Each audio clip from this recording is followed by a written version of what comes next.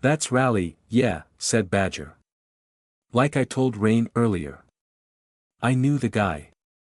Well, a bit. You're sure you recognize him? Rain asked. Take your time, look all you want. Badger nodded again, at the picture of our mystery corpse on the screen of Rain's phone as she held it out in front of him, currently zoomed in on the face of the dead man. Absolutely, no doubt about it. Recognize him anywhere. Even dead like that, all dried out and stuff. He's got that face like a, Badger trailed off. He squinted hard, then blinked twice, perhaps struggling against another headache. His right hand fluttered up from his lap, as if to rub at his eyes, but a sudden tremor was already claiming the right side of his body once more, a quiver of shuddering muscles and misfiring nerves in hand, arm, and shoulder. He stared at nothing, hands shaking uselessly, locked in a silent contest with his own damaged brain. Sarika was sitting closest to him, on the end of the sofa next to the large, comfortable armchair which looked like it could easily swallow two of Badger. Whistle was in her lap, ears perked up at the sight of Badger suffering, even if the corgi couldn't quite understand why his best friend was in pain. Sarika sighed, rolled her eyes, and reached over to rub Badger's back in slow circles. Stop pushing yourself, she snapped at him.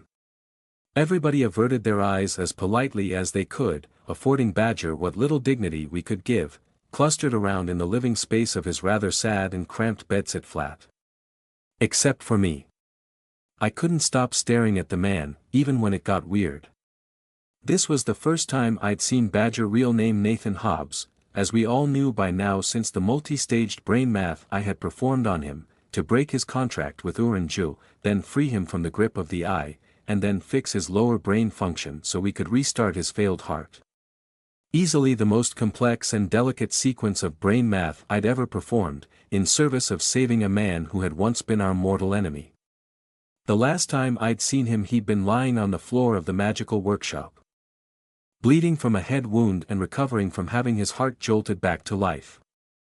I'd rooted around inside his skull with a tentacle, and rewritten a significant portion of the vast hyperdimensional equation that defined him as a person. So I wasn't quite sure what I was looking at, a man I'd saved, or a man I'd changed.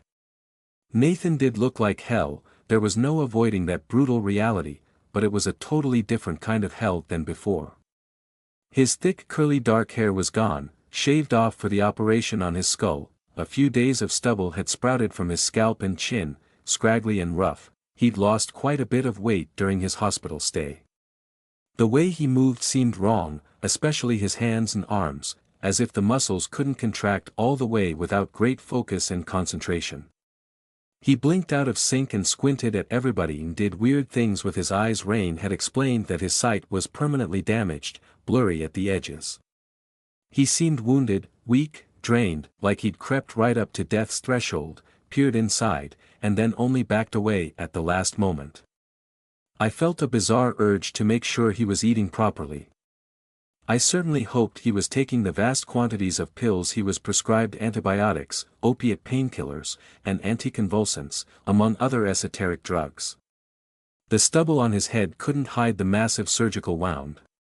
To insert the titanium fixation plate to cover the hole that I had drilled in Badger's skull, the surgeons at Sherrowford General Hospital had cut open a semicircular flap of scalp, about the size of my hand, peeled it back, done their mechanical work to bond metal with bone, and then resecured the flap with a curving arc of surgical staples. An angry red line across the side of Nathan's head, not even scar tissue yet. Impossible to ignore, always there, no matter which way he turned. It almost didn't look real, like makeup, like he was an extra on the set of some low-budget horror movie. Looking at the wound stirred memories I'd rather not think about of what felt like to root around inside human brains. But, when one took a moment to really watch Badger, closely, to pay attention, he seemed almost like a different person. Despite the dark rings of heavy exhaustion around his big, wet, puppy dog eyes, Badger's gaze was free and clear and bright, in a way it hadn't been before. It reminded me of a before and after picture of a recovering alcoholic. He was all there, all present, in the moment.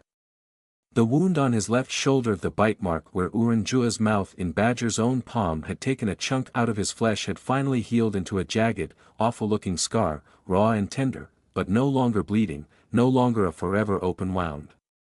His hangdog face no longer drooped, loose and tired around the ghost of a forgotten joy, but instead lit up all over whenever he smiled, as if the muscles had been rewired.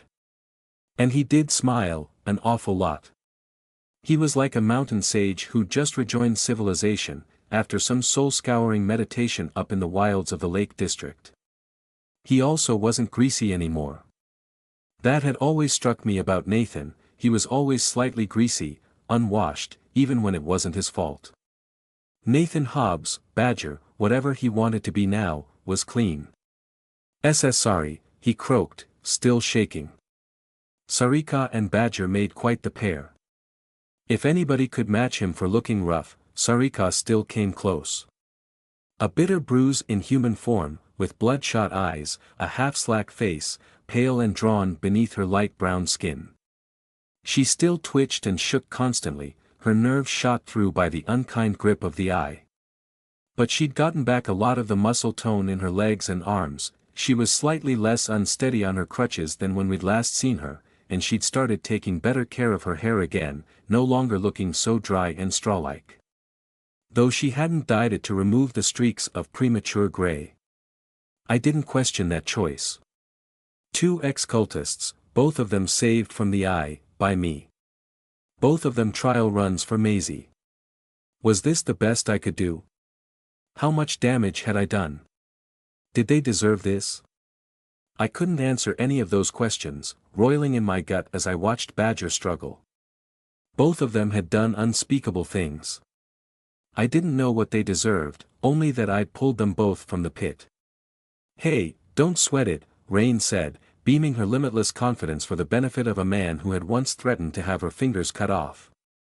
It's all right. You take your time, dude. No pressure.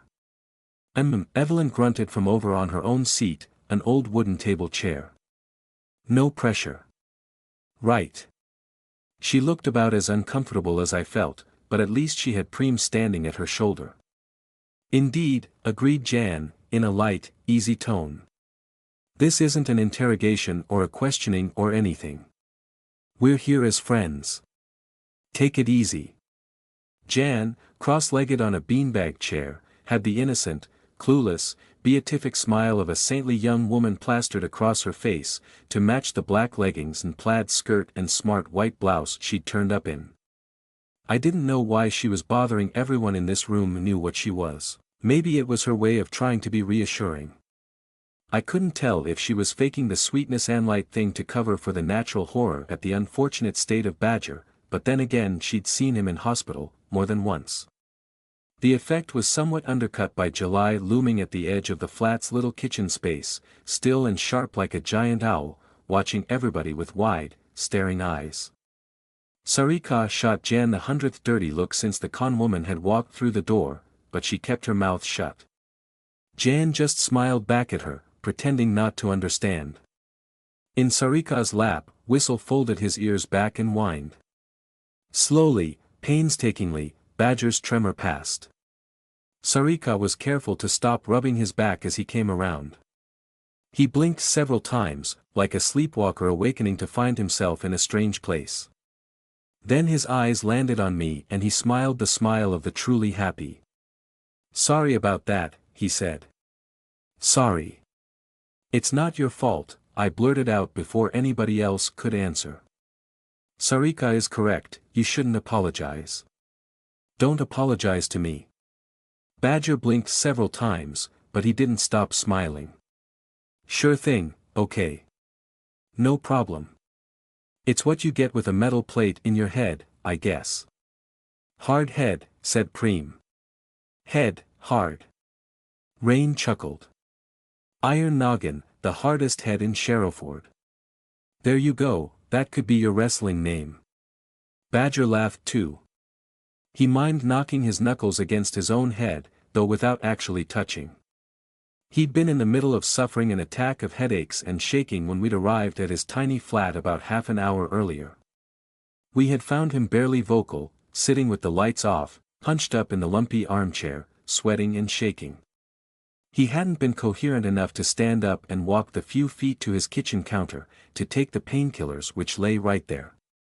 He hadn't even been able to acknowledge us beyond a weird sideways twitch of his head. Technically, according to the hospital, the sagely advice from the doctors, and the glossy NHS pamphlet laconically titled Cranioplasty Following Traumatic Brain Injury, Patient and Carer Information, Badger was perfectly fine to be discharged all by himself. That didn't take into account the damage done by the self-inflicted brain injury, of course. Or rather, the damage done by the eye. And by me. Sarika had stomped about the tiny flat on her crutches, berating Badger about keeping his painkillers closer to hand, elbowing out anybody else's attempts to help with pills and water. She claimed that responsibility for herself, and she was more than capable of it now. She still shook and twitched, but bloody-minded bitterness had fueled her practice with her crutches, helped by my long-term brain math sessions, and undoubtedly motivated in unspoken ways by Badger's survival. Though none of us pointed that out. The rest of us had awkwardly milled around, waiting for Jan and July to show up. Pre-made tea and coffee, which we'd brought with us. Rain deposited the spoils of a food run into Badger's fridge.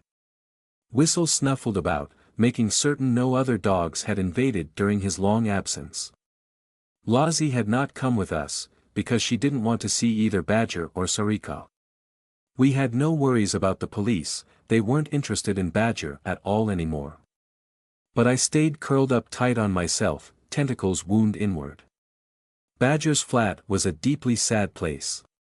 It was off Woldbrook Street, one of those low-rise terraces that backed onto a row of shops, not a dirty or dingy or dangerous part of Sherrowford, but simply somewhere that had been hollowed out by poverty. The terrace had once been whole houses, each one probably quite spacious inside, but it had since been broken up into cramped individual flats and had concrete stairways installed inside. Badger's flat itself was only 3 rooms, a bathroom too small to turn around in without opening the door, a bedroom barely large enough for a double bed, and a combined sitting room and kitchen, the latter of which was tucked behind a little corner of wall. All scratchy carpet and pockmarked lino. There was only one window in the whole place, in the sitting room. Outdoors was a dreary grey drizzle right then. Summer seemed to have forgotten itself, but I had a feeling the flat would remain dim and dingy even under the full grace of the sun.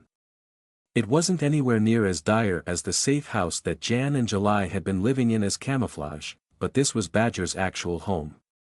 The contents were more important than the building, of course. And that's what hurt me as I wandered around, waiting for the man in question to recover. I personally knew 3 ex-cultists by then. Sarika lived with her parents and was making some attempt at rebuilding a life, even if it was mostly making Minecraft videos on YouTube. At least she'd found something that she valued and that brought joy to others. Kimberly was doing much better those days, living with us. Her bedroom was a dense, miniature version of how she decorated her own flat back in Gleaston Tower, all posters of dragons looking noble, wolves howling at the moon, rainbow unicorns and healing crystals and little Buddha statues. I might find it a bit silly, but it was hers, she liked it, and I respected that. But here, even in his own living space, there was very little of Badger of Nathan Hobbs, the person. He had no posters on the walls, no shelves stuffed with books and bric-a-brac, no favorite decorations or plush toys or framed photographs. His furniture was an eclectic mix of mismatched items, probably just things that other people had thrown out, not that there's anything wrong with scavenging, but it seemed lopsided. He had a lot of spare chairs which looked like they'd come from dining tables but no table to place them around, except the low one in the middle of the room. That looked like it had suffered water damage at some point. He owned a small television, at least, along with a video game console hooked up below it, though only 2 games. His laptop lay on the table, a beaten-up old thing. No headphones, no external mouse, nothing else. His kitchen was even worse. 1 saucepan, 2 bowls, and just enough cutlery for one person to use before washing it up again. There was more of Whistle in the flat than Badger. Of the many flaws Nathan might have been accused of, none could deny the man loved his dog. He kept 2 massive bags of dry dog food under the sink which Preem promptly found along with a large supply of tinned wet food and a massive haul of dog treats. Everything was carefully labeled for nutritional value, in Badger's own hand. 3 leashes hung by the door, along with a corgi-sized mini raincoat, a dog fleece for cold days, and even a weird little set of tiny boots. For hot days, Rain had explained when I frowned at the little booties. You know, when Tarmac gets hot. Protects his little paws. Oh. Oh, well, that's very clever. Whistle apparently agreed. Our investigation of the dog stuff had brought him over to watch. His dog stuff, I supposed. Sorry, Whistle lad, Rain said to him, crouching down to scratch his head. Not time for that right now. Later on, hey. He'd whined, then snuffled off again, wiggling his little tail. I hadn't meant to see any of this, but it was hard not to, with everybody bustling about while we waited for Badger's initial headache to subside. Preem apparently made enough mugs appear for everybody to drink tea or coffee, which I'm still not quite sure how she managed. But we were the ones who'd brought the tea and coffee with us. Maybe she'd secretly purchased mugs. I wasn't really paying attention. I was too busy invading Badger's privacy. I hadn't meant to. Sarika was rubbing his back, Preem was making tea, Rain and Evelyn were rattling on about what to do with Whistle, and I just wandered off, telling myself that I was seeking private solace. Actually, I was consumed with curiosity about Nathan. There was so little of him here. Who was he, this man I'd saved? So I stepped into his bedroom, without thinking. A little pile of books lay next to the bed, which drew my attention like a moth to a flame. This was better. Books. Everybody loves books, that's how I could understand Badger. They were all about mathematics. No novels, no fiction, nothing like that. At the bottom of the pile were 4 textbooks, well thumbed, full of little yellow tags as bookmarks. On top of that lay a history of maths, a book about the number 0, 3 biographies of famous mathematicians, 2 books that looked like they were about the junction between maths and philosophy, and a couple of pop science books to round it all off. Leaning against the wall was a framed degree certificate. I hadn't touched the books, only leaned down so I could read the titles, but something about the diploma called to me. I picked it up with the end of one tentacle.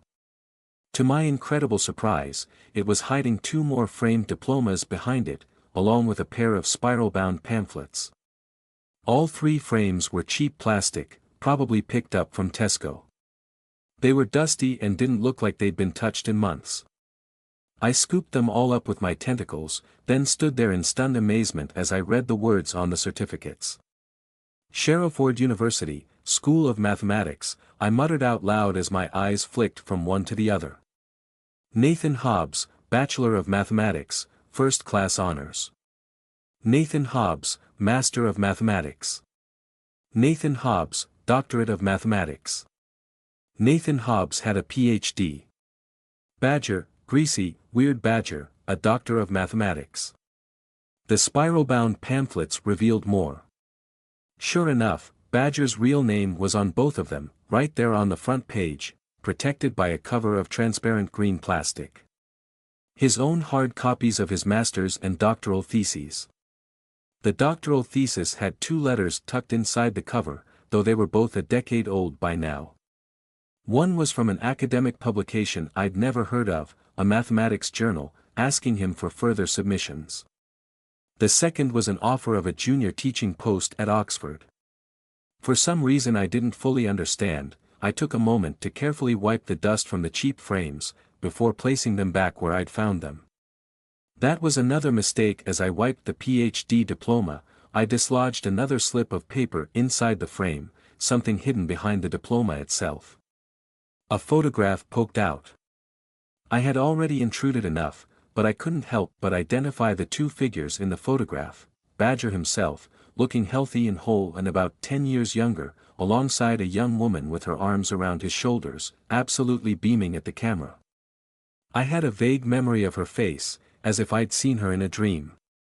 After all, I'd briefly known everything about Badger's past, back when I'd defined him in hyperdimensional mathematics, in order to break Uranjua's contact over his soul. But I decided not to attempt to recall that memory. My hands were already shaking, I already felt horribly sick, I'd already intruded far enough on a man who didn't deserve this, even if he deserved a lot. I pushed the photo back inside the frame and put the fruits of academia back where Badger had placed them, next to his bed, gathering dust. The dregs of a life. The Brotherhood of the New Sun, the Sherrowford cult. They had pressed Kimberly into service raising zombies and doing magic, but they hadn't cared much about her private life. Alexander Lilburn had warped Sarika's morals, her ethics, her beliefs about the world, and made her complicit in terrible acts, but she was very much her own person, even now. But Badger? Badger lived alone in a tiny flat, sleeping next to a memory of what he could have been if Alexander Lilburn had never engaged him in philosophical debate. Eventually, the painkillers had done their trick, aided by at least 3 other pills from intimidating-looking bottles with terrifying words on the labels. Badger had come around and accepted a cup of tea. Jan and July had shown up at last. And we'd shown Badger the picture again. "Don't apologize to me," I repeated. Badger nodded, still smiling for me. So, Rain jumped back in before things could get even more awkward. She pointed at her mobile phone again, with the picture of the dead man on the screen. "Raleigh? That's his name. Is that like, Raleigh?" She spelled the name quickly. Badger seemed reluctant to look away from me, like he had something important to say, but then he swallowed and answered Rain. "Nah. Raleigh. Rally." He shrugged. Dunno if it was a real name or a nickname or something else even, but that was definitely what he called himself. A lot of the guys from that period of the cult went around with fake names. "How can you tell that's him?" Evelyn grunted, leaning heavily on her walking stick as she hunched in her own chair. "That corpse is practically mummified. His own parents probably couldn't identify him." Badger smiled again, that easy smile of the free and happy. "Seriously, it looks like him. It's the hair. And the jawbone. And around the eyes, like. Yeah. He always had a face like a horse. It's Raleigh. For sure." Jan let out a little laugh. "Very rich, coming from a man with the nickname Badger. Huh," Evelyn grunted. "Sarika, you knew this man as well?" Sarika stared at the zoomed-in image on the mobile phone. Rain held it up for her, but she shook her head with twitching distaste. "Yes, fine. I knew Raleigh, briefly," she said in her scratchy, croaky, half-broken voice. "But that's just a corpse. I can't identify it as anybody." "You think Badger is incorrect?" Rain asked. "Ha." Sarika snorted derision and turned her eyes away. "No, I'm sure Nathan is right. Bloody freak, staring at corpses. Don't know how you can see anything there." Horif went whistle, down in her lap, as if telling her off for being grumpy. Badger laughed softly at that, as if the old blade of Sarika's tongue was gone dull with affection. "So," Jan said, drawing the word out. "This unfortunate gentleman was indeed a member of the Brotherhood? You're certain about that part?" Badger nodded. "Yeah, def. But, I don't need. You can't see, you obstinate prick. Put your glasses on." The glasses made it worse, he barely looked like the man we'd known before. "They don't help," he complained, though he was still smiling. "They just magnify. They're not gonna fix my eyes." He waved his hands at either side of his own head, as if trying to brush away cobwebs. Sarika hissed through her teeth. "Where? Them. Better listen to your lady there," Rain said with a smirk. Sarika snapped around at her like an angry crocodile. I am not his foo-foo, she twitched and stammered in frustration. I didn't have the patience for this farce. Nathan, I said, loud and clear, cutting across the nonsense. Badger blinked at me, like a huge-eyed bird on the other side of his thick magnifying glasses. I suddenly worried that July might decide to eat him. Nathan, did the doctors tell you to wear those? Yes. Yes, they did. At least, when my vision goes blurry. Which is, you know, most of the time. He laughed, then sighed. They said it might stop my eyes trying to adjust when they can't actually do anything. Is your vision blurry right now? Yeah. Then wear them. I didn't say please. I didn't say, you should wear them. I just told him what to do. And he did it. Jan cleared her throat again, pulling an even more strained smile than before. She sat up straighter in the absurd beanbag chair, hands folded in her lap, fake demure. Rally. Let's talk about this fellow. Please. Right, yeah, Badger said, visibly pulling himself together and sitting up. Rally was in the cult, that's right. Was he one of the survivors? Rain asked. One of the ones who left, before you lot did that ritual to talk to you know. She gestured upward with a single finger, omitting the name of the eye, out of respect for Sarika's pain. Oh. No, not at all. Badger, strangely, broke out in a big smile again, genuinely happy, though after a beat he seemed to realize it was a little bit odd, and dialed it down. I mean, no. Thing is, Rally got out years ago. Sarika added a grunt. That's what Alex thought, too. Explain, Evelyn said. Badger went on. Rally was one of the guys from the old days, or like, what counted as the old days, for us. He gestured between himself and Sarika. Before we joined. I only knew him a tiny bit. He was really smart, ambitious, driven, serious kinda guy. One of the few guys Alex was grooming as an actual wizard. Well, maybe. That was what everyone thought. Maybe that or he wanted to fatten them all up like pigs for slaughter. Who knows, hey. There was that smile again, unstoppable relief even when talking about terrible subjects. Sarika stared at nothing, at the junction between wall and floor. Ambition was a problem. Always a bloody problem. Yeah, said Badger, nodding along with that. He was super ambitious. Rumor was that's why Alexander handed his training off to Edward, to get him forced out of the cult. So he was one of Edward's men? Evelyn asked. That's what you mean. Get to the point here. Badger shrugged. I dunno, sorry. He vanished. Left the cult. At least that's what everybody said at the time. Alex thought so too, Sarika added, croaking through the words. The broken gravel of her voice couldn't hide the hollow pain. Unless he was lying to me about that as well. Badger looked toward his old friend with warm concern in his eyes.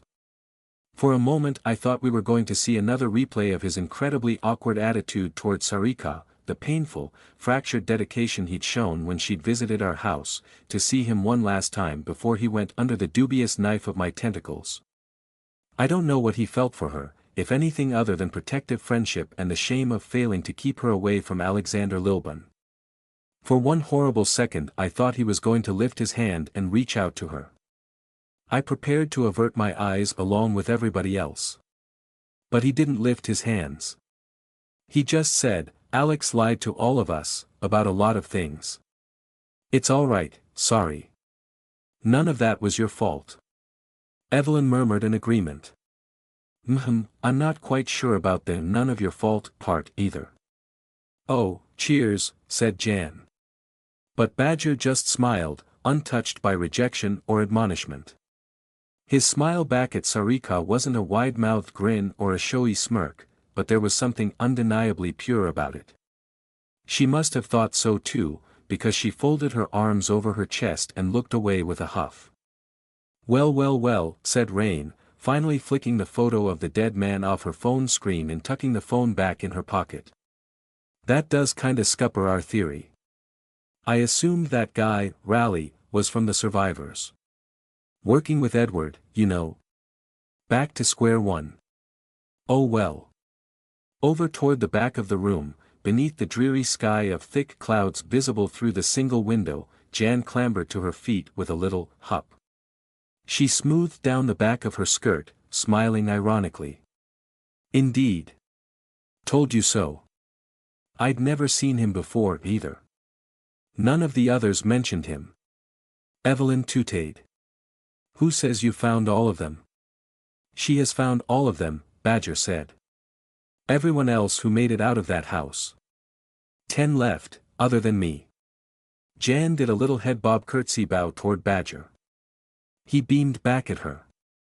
Evelyn rolled her eyes. Sarika looked like she wanted to kick Jan in the stomach. Well then. Jan said with a tone of finality. I don't know why I'm still here. That corpse you found has absolutely nothing to do with me. Nada, zilch, zip. Nothing. I'll be off then. Come on, July, we're going to get something nice for dinner. July stared back at January. The demon of rope-like muscles and wide eyes just stood there, still as a statue. I cleared my throat. Now Badger is out of the hospital, I said, we can finally contact those 10 survivors. Jan, that's your job here. Today or tomorrow? Preferably today. Jan sighed and sagged with all the theatrical sulk of the teenager she often appeared to be. Can you maybe not involve me until you've gotten rid of that corpse? Please. Give me this one little job stipulation. No extra corpses. Rain chuckled. Afraid you're gonna get pulled in by the police for questioning? Yes. Jan huffed. Obviously. Corpses attract attention. I can't believe you people just have a picture of that on your phones. Sarika snorted. Coward. Jan gave her a rather sharp look, totally at odds with her prior performance. Cowardice is survival. If you last as long as me, then you can lecture me about courage. Sarika frowned in confusion, derision stalled only by one of her usual tics of flinching and shuddering. Jan, after all, did look much younger than Sarika. Badger spoke up instead. Where did you find him? Raleigh, I mean. He was talking past everybody else, straight to me. Probably because I'd been staring at him, watching his every move, trying to read his mannerisms and his gestures, the turn of his head and the set of his muscles, looking for something I might recognize, something too familiar. To my surprise, I wasn't embarrassed in the slightest that he'd caught me staring. Outside, I said. Which is where the corpse will stay. Unless you know about his parents, his family. Anything. Badger pulled an apologetic expression and shook his head. Sorry. Poor bloke. Jan spread her hands in an exasperated shrug. He's outside. Why didn't you tell me that at first? That makes it just fine, then. What a place to hide a body, my goodness. Didn't Lozzie tell you that? Rain asked. Well, sort of, yes. But, Lozzie. Lozzie, indeed, I sighed. Badger beamed back at me. Guess we're back to square one, hey, said Rain. She shot me a look. Almost, I sighed, gathering myself. One last thing. I pulled the pair of soapstone coins out of my hoodie and clacked them down on the low table. The greenish, alien rock caught the dull light of the rainy day outside, as if both amplifying it and drinking it up. As I slid the coins toward Badger and Sarika, I did my best to watch their faces. Sarika just frowned. Badger leaned forward. Do these mean anything to either of you? I asked. Anything at all. Badger took the question seriously, studying the coins with care, but then he shook his head. Never seen them before. Wish I had. Is this something connected with Edward? I could ask the others, if you want, I could ask around, once we've reconnected. He wet his lips and nodded at me with mounting eagerness. Maybe somebody saw one of these, with Edward or Alexander. What do they do? Are they? I've seen one of those before, Sarika rasped. We all looked up at her. She was frowning down at the coins, morose and long-faced again. Her head twitched, like a hypnic jerk, followed by a hard, tired blink. Where? I asked. Edward, she said without looking up. Her voice dropped to a murmur. Years and years ago now. Bastard. Sorry. Badger said her name. Sarika blinked hard and looked up. One hand moved awkwardly toward Badger, but then she seemed to catch herself and frown at her own traitorous fingers. Back before the split really settled in, she hurried on in her ruined, raspy voice. The split inside the cult, I mean, with Edward on one side and Alex on the other. It was 2010, I think. 2011. The last time Lauren tried to run away from home. Lozzie, I corrected, firmly but gently. Sarika waved me off in frowning irritation. Lozzie. Lozzie, all right. The split was over her, over what to do about her. None of the cult were actually privy to the details, but a bunch of us did witness Alex and Edward having a huge argument. Who? Badger asked, blinking with curiosity. When was this? Where? Sarika shot him a grumpy frown. You never saw it, you weren't there. It was at Alex's house. Continue, please, Evelyn said, with a tone that meant please pay attention and stop arguing. Sarika sighed and grimaced, closing her eyes for a moment, struggling with a mote of her own private pain, whether physical or emotional. Edward was angry. Quiet angry. That's sort of what he was like. I didn't really know the man, I'd only seen him a few times, despite how close I was with Alex. They argued about a lot of philosophical points, I don't remember most of it. But I do remember one of those coins. Sarika nodded at the stone coins on the little table. Edward pulled it out of his pocket and said something like, "How can you ignore the potential of this?" Exact words? Evelyn asked. Haha, said Preem. Sarika glowered at her, but that was like frowning at a brick wall. Point taken, said Evelyn. Jan put both hands up, as if she was interrupting a loud argument. She'd gone suddenly quite pale in the face. Excuse me.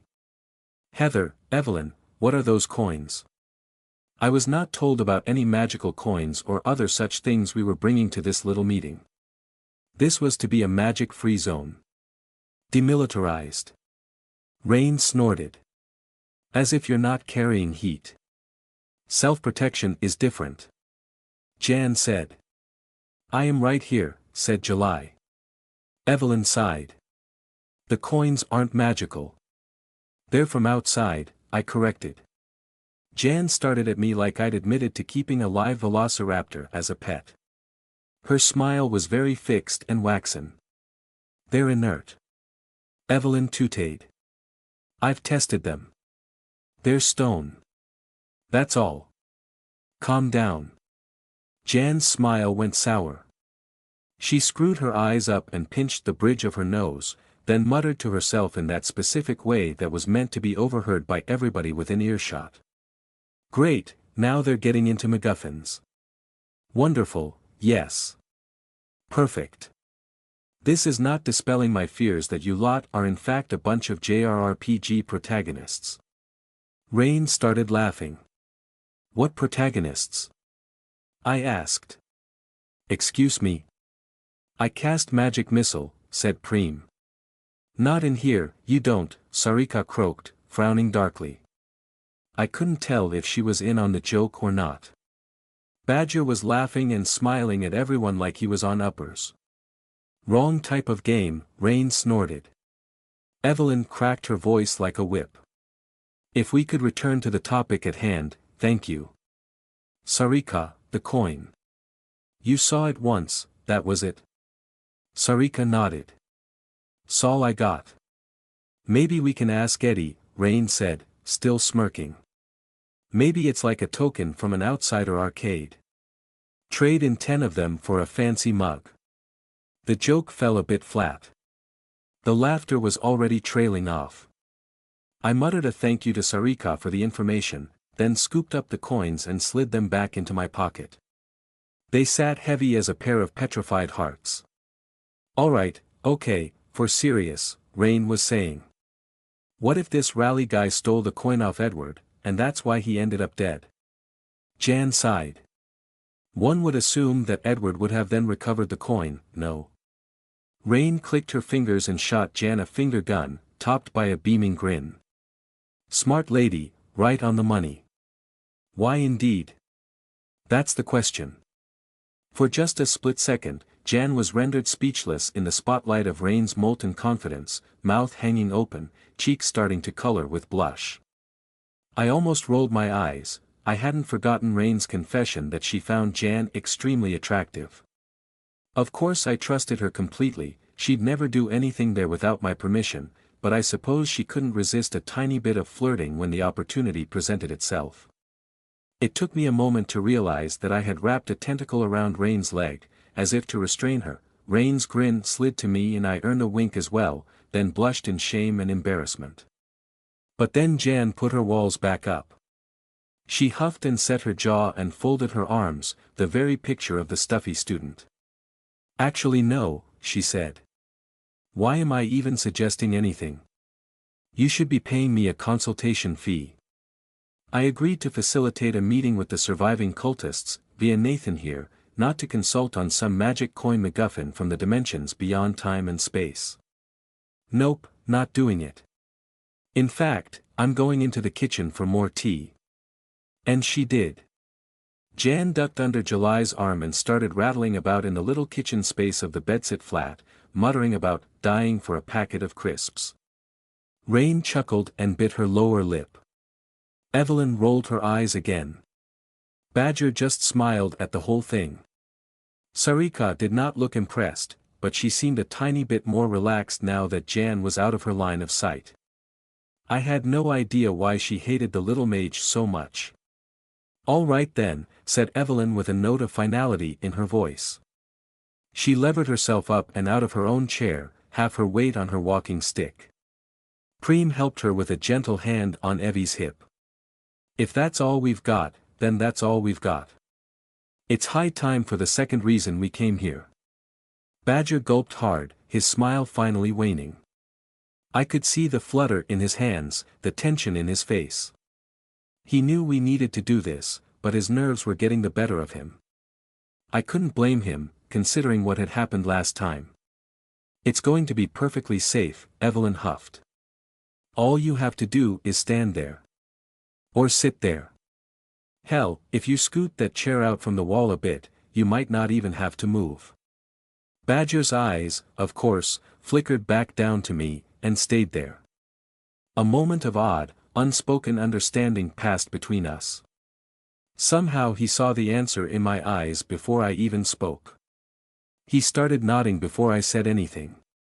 That spooked me, badly. A jolt of private terror shot through my bowels. I hurried to say the words out loud, just in case. "Evie is telling the truth," I said. "It's perfectly safe. We need to get you a clean bill of health, Nathan. That's all. She's done this to me before, as well. It's not like doing anything. You just stand there." "Okay. Okay, well, I'm ready then," said Badger.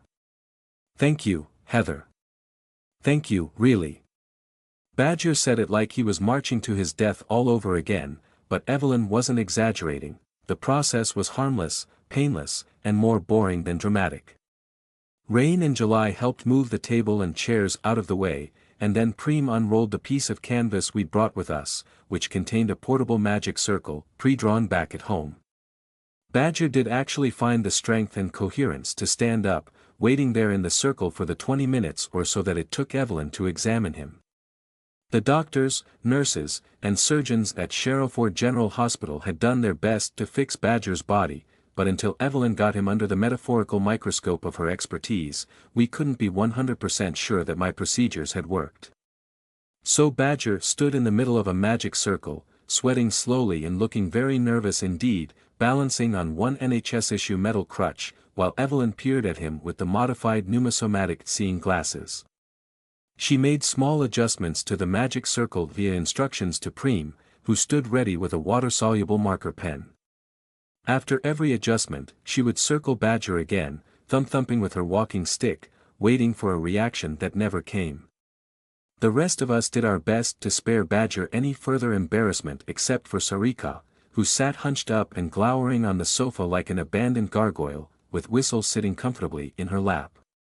Rain and Jan and July retired to the kitchen area, behind its little corner of wall, for all the illusion it gave of a separate space. I tried to follow, but I kept shooting sidelong glances at Badger, watching the way he moved his neck muscles, the blink of his eyes, the sway and tilt of his musculature. I kept staring at the red, angry surgical wound on his scalp. How much had I changed him? When I'd rebuilt his lower brain function. I'd used part of myself, abyssal nature and all. Biscuit? Ah.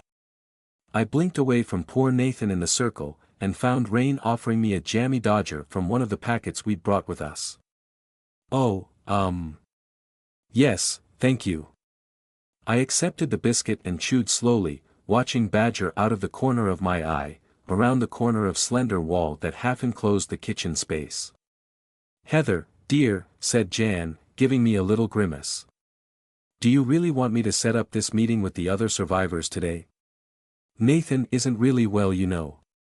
Entirely compos mentis.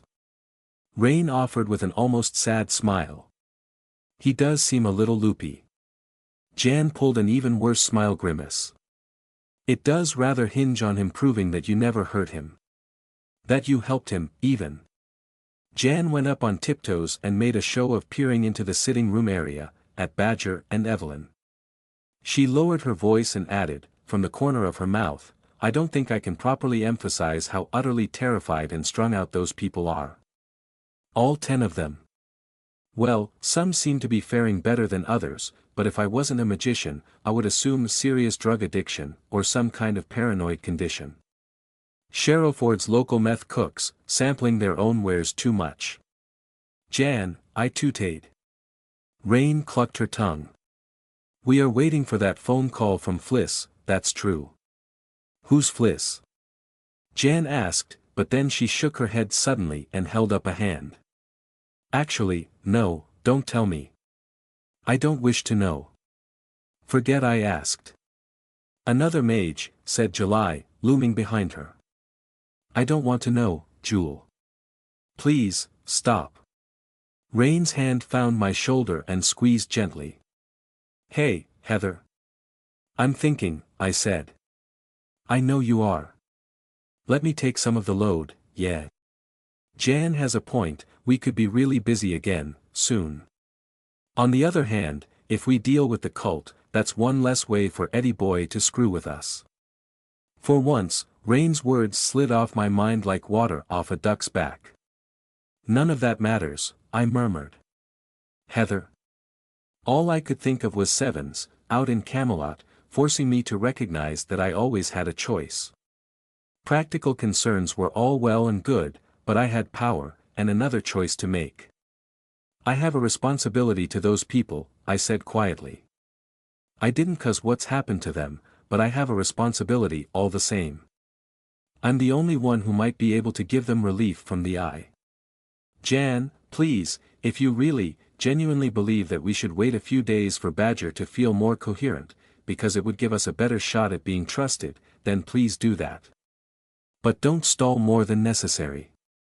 Jan blew out a long breath. All right. You're paying the bill, after all. Well, if you were paying for this. She tooted. To my surprise, July tilted her head up and caught my eye. The demon host shifted her footing like a bird of prey, swaying in the tiny kitchen. Almost enough to make me flinch. Once you catch them, what will you do with them? Jan winced. I was trying not to think about that part. I almost said me neither, which would have been a small disaster. Instead I sighed and squeezed my eyes shut. I don't quite know yet. I can't trepan them all, I can't send them all to hospital one after the other. But I can show them that it's possible. Maybe give them solace. Hope.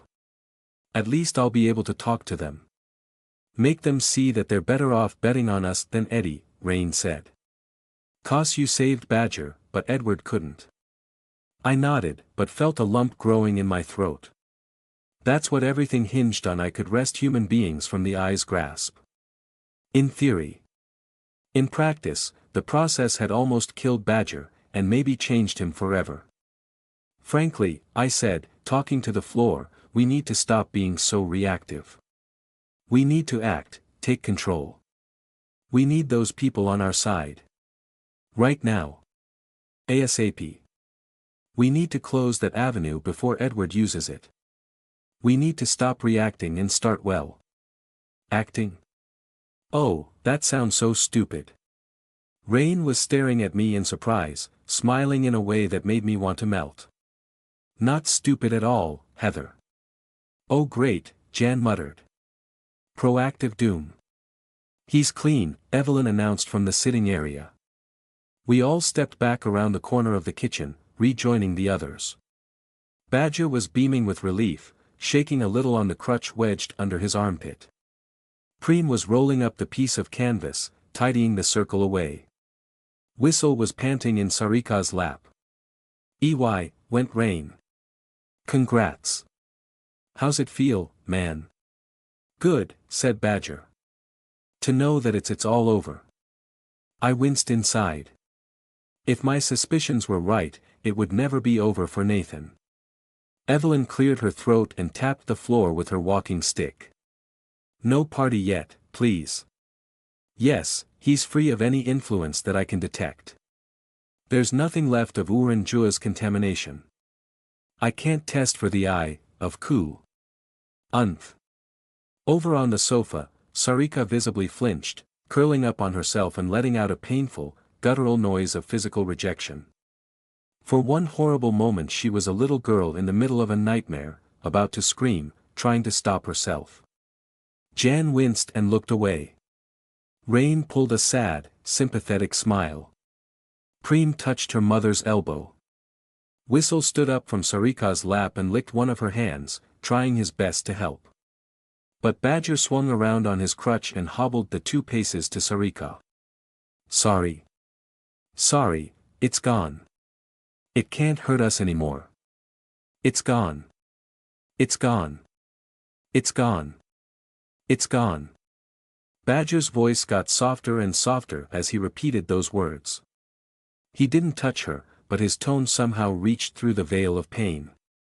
Slowly, Sarika came back out of the shaking, panting terror and shot a deeply bitter and embarrassed scowl up at Badger. It's really gone? I asked. Badger turned on his crutch and looked at me.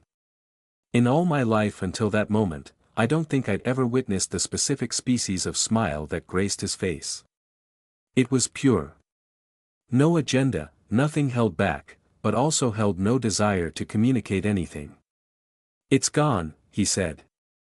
Yes. He smiled so deeply that his eyes filled with tears. I cleared my throat awkwardly. Well, it's good to know that it all worked.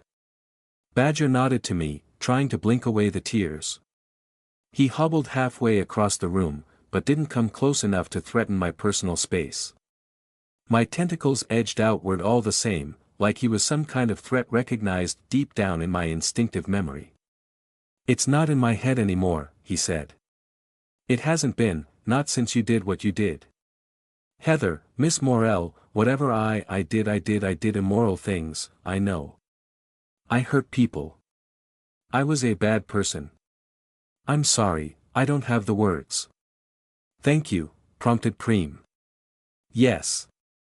Badger lit up with another elated, laughing smile. Thank you. Yes. I can't thank you with words. I can't. I'm free. Free. I can't tell you what it feels like, to be under the gaze of that. In your head, always there, always burning away at you. And then it's gone. It's gone. He trailed off and blinked hard several times, trying not to cry. You're welcome, I said, feeling robotic and cold. This wasn't the talk we needed to have. I spent a long time thinking about you, he went on. When he smiled, the muscles in his face tugged at the wound on his scalp, ever so slightly. I mean, about everything you did, while I was in the hospital. There was so much, so much. And I know you can't do this for everybody. I don't have the right to ask for that, but thank you I can't. Badger shook his head, almost dislodging the glasses from his face. His free hand fluttered up to his head as another tremor took his neck and shoulders in a fit of quivering, gripping his muscles and nerves with the fruit of my work upon his brain stem. I'm all right, he slurred. All right. Fine. You're clearly not all right, you moron. Sarika snapped. Sit down. We all agreed that Badger needed a sit down. Preem and Rain helped. Once he was settled in his chair again, recovering from the mercifully short episode, Evelyn bumped her arm against mine. Heather, it's high time we leave, she said softly. We're done here, let's get moving. You agree? I don't think there's any more we'll get out of him. I wet my lips, staring at Badger. I couldn't hide anything from Evie. Heather. She sighed. We're not going to abandon him. I know how you feel, even if I might not share the same sentiments. Rain can come check up on him. He's got Sarika for now. We're not going to just leave him to his own devices. But we're going to field a very awkward phone call this afternoon, and I would like time to prepare myself. I slipped my hand into Evie's and squeezed. Felicity again, of course. She needed time, and my support. It's not that, I muttered back, then raised my voice, pulling together all my courage. Excuse me, everybody. Would you all mind if I could speak to Badger alone for a few minutes? Everybody looked at me in surprise, except for July, who always looked surprised in the way an owl can look surprised at the sight of fresh, living meat. Sarika frowned at me. Rain nodded without question. Jan looked curious but not curious enough to ask more. Evelyn harumphed. Badger just nodded, still holding his own head. Any time, he said. I hurried to clarify. I mean, Sarika, you're more than welcome to stay. Bloody right I am, she rasped. And Rain, too. Rain can stay. Rain understood this, she'd understood it with me. Plus, even now, even here, I needed my bodyguard close. And leave Whistle here, of course. For now, at least. No need to make him get up. He did look very comfy, settled once more in Sarika's lap. Jan and July were all too happy to go wait down by Rain's car. Evelyn was a bit more suspicious, giving me quite a look, but I disarmed that with a hug and Rain's car keys in Preem's hand. We won't be long, I said. See you're not. And fill me in later, yes? She sounded none too impressed, but Evelyn trusted my judgment. I wasn't certain her trust was well placed. Sit in the car, please, I said. Don't stand outdoors in the drizzle. Ha! As if I would. Once the others were gone, I sat back down in the hard wooden chair that Evelyn had vacated. The seat was still warm from her body heat. Rain settled in next to me. She didn't ask what this was about, she didn't ask a single question, she just trusted that I knew what I was doing. But I could feel that she was ready for anything, ready to spring into action. I slid a tentacle across her shoulders, invisible contact. She managed not to flinch, then laughed. It's okay, Rain, I said. I'm not expecting this to go bad or anything. It's just a delicate question. Sarika was scowling at me too, as if expecting trickery. Despite everything I'd done to her, or for her, she still looked at me like something she'd found on the bottom of her shoe. I don't think it was her fault, just her default expression now. In her lap, Whistle's ears were standing on end. He could feel the tension. "What is this?" Sarika hissed. "Well, I need to ask Nathan a question. A personal one." Badger blinked at me, coming out of his brief headache and sitting up straighter in his chair. "I want to help." "Heather. Can I call you that, or should it be Morel?" "I want to help you, to help somehow, to." He trailed off at the look in my eyes, the intense concentration or, what looked like intense concentration. I was actually watching his eyes as I waved my tentacles back and forth, to check if he could see them, even as just a ghostly outline on the edge of his perception. But he couldn't, he didn't even react when I whipped one toward his face and back again. "Did I do something wrong?" he asked. I sighed. "You can help me by answering a question. We have several things we should probably talk about, but I want to ask you one important thing. I'm just not sure how." "Go ahead," he said, beaming. "I'm an open book." Sarika tooted and rolled her eyes. "Stop fawning over her, Nate, she's not an angel." "She may as well be," Nathan said, staring right at me. "She's the best we've got." My stomach curdled, but I pushed on. If I tried to address that statement right now, I would lose all my carefully guarded courage. "Badger. Earlier, when you were worried about Evelyn checking you for magical contamination, you looked at me to reassure you. And that's fine, that's all right, but you read my answer in my eyes before I even spoke. How did you do that?" Went Rain. Badger smiled wider, as if confused, laughing awkwardly. Did I do that? It just seemed obvious." "Your answer was obvious, I mean. It was on your face. Right there." Sarika was frowning at Badger, then frowning at me. Had she picked up on it too, the silent conversation between something on a more instinctive level than human words? Badger had picked up on my response, by instinct. I tried a different angle. "How does your body feel, Badger?" Rough?" He laughed again. "Pretty rough, yeah." "No, I mean how do you feel about your body? When you woke up in the hospital, did it feel different?" Without the, he pointed upwards, out of respect for Sarika's problem with the name of the eye. "Yeah, of course it does. I feel better than I have in ages. Better than in years, even. Long before all that. Maybe that's psychological though, you know. What with like everything." "Badger," I tried again. "When I fixed you, after the difficult parts, when I had to drill a hole in your head, I had to fix you with whatever I had to hand. You understand? I had to correct parts of your mind, your brain, with whatever made sense. I'm worried you might not feel right." Badger shrugged, still smiling. He blinked at me through those huge, comedic glasses. "Other than hole in my head and the brain damage, there's nothing wrong with me. You did good. Seriously. Thank you, again, I can't say that enough times. I want to help. To help you. Whatever I can do, please." I chewed on my tongue, caught in a trap of my own making. Nathan was suffering, but his suffering appeared mundane.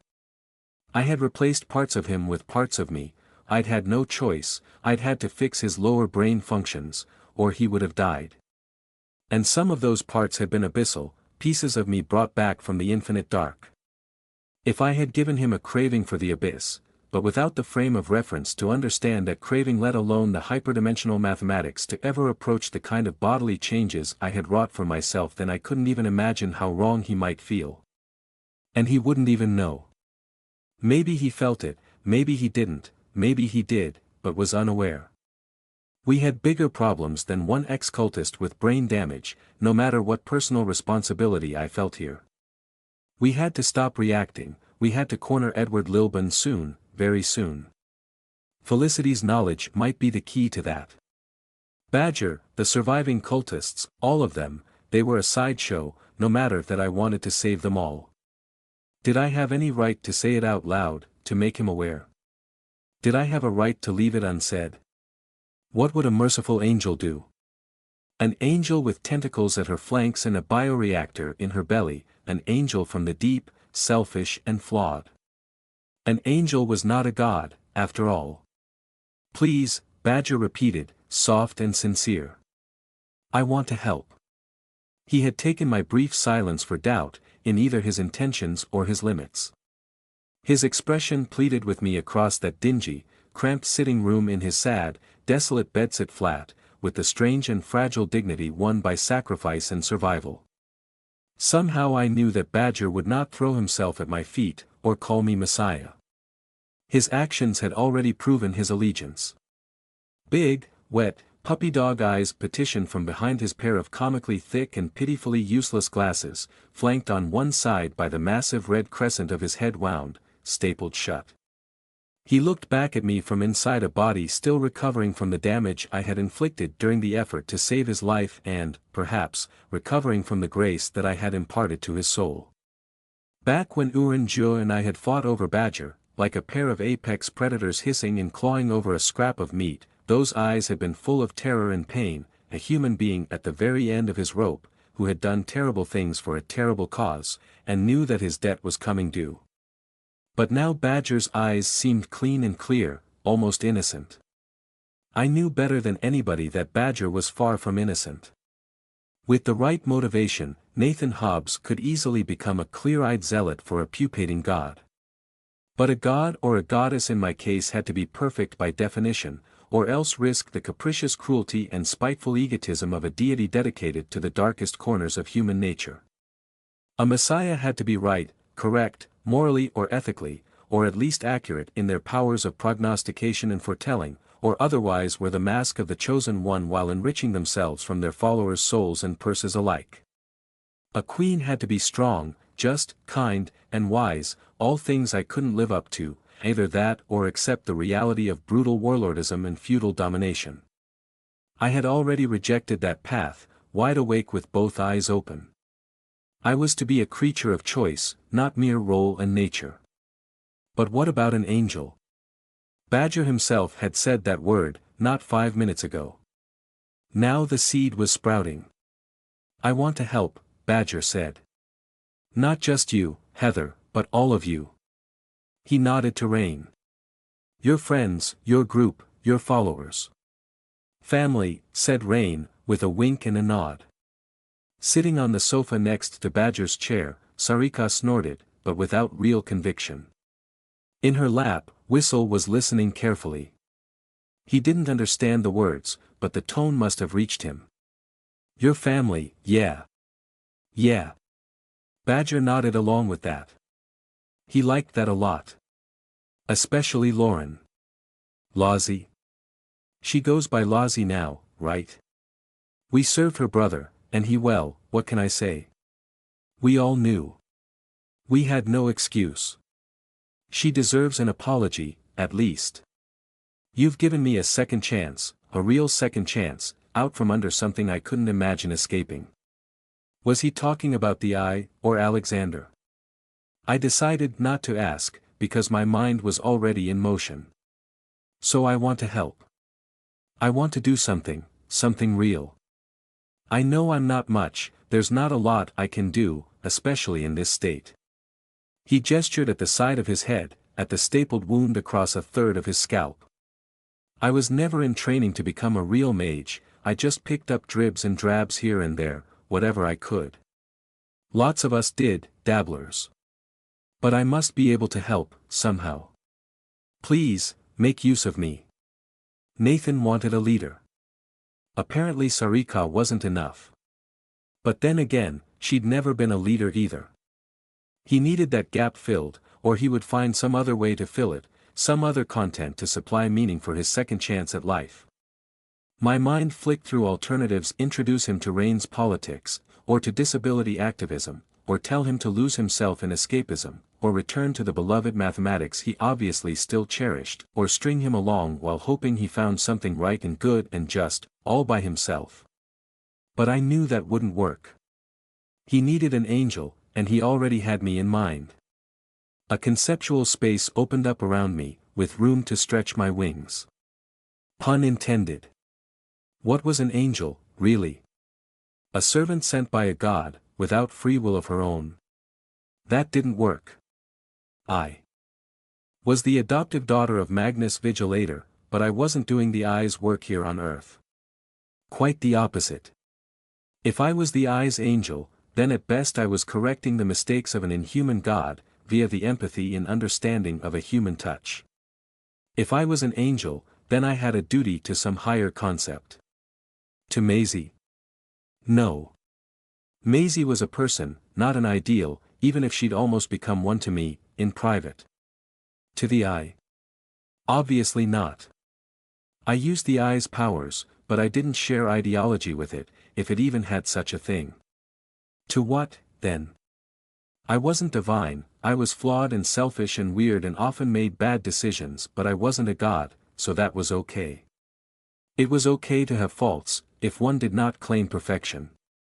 It was okay to think and choose, because I didn't have a direct line to the truth. But I was also a thing of the abyss. A self-made angel, with my will written on my flesh in divine change. Choice. I wasn't the I, because I was choosing. Badger had a right to choose as well. Which meant he had a right to know. Which meant I had a duty to tell him. There, now you've gone and done it, you've redefined yourself as an angel, I told myself. At least your duty is clear now. I would be the very first to admit this was not the cleanest or most solid foundation on which to build an identity. Understatement of the year. I wasn't deluding myself into a belief that I was really, literally an angel. But Badger needed this. The Skeets had perhaps needed this. Maybe things would have gone better if I'd tried this on them in the first place. Maybe all the other surviving cultists would respond better to a semi-divine messenger communicating her sacred geometry, rather than scrawny little Heather Morell insisting she wasn't a goddess while scaring the wits out of them. Not a neat and tidy identity at all, but down here in the world of flesh and mud, we have to make do with whatever we have to hand. The important thing now was to make it function. And not just for me. I drew myself up on the uncomfortable wooden chair, raising my chin and spreading my tentacles out to both sides. I was going to have to make it up as I went along, including the poise and grace. Badger must have noticed the shift in my posture, because he shut his mouth and stopped talking. He'd been about to say something else, probably more pleading to be allowed to help. Rain shifted as well, scooting to the side ever so slightly, to yield the center stage to my coming performance. Nathan, I said, making a deliberate choice to use his real name. Do you recall what I looked like when I fought Uranju? Sarika hissed, hard and sharp and very unimpressed. Simp. But Badger just laughed. It's true. Sorry, you felt it too, didn't you? It's all true. She's what we were promised, she's the real thing. Whoa there, fella, Rain said softly, purring with implicit warning. Ease down with the worship a bit, yeah. But I whispered to Rain from the corner of my mouth, it's alright, let him do it. I'm sure. Unless he starts praying to me or something. That would be weird. What's the plan? Rain whispered.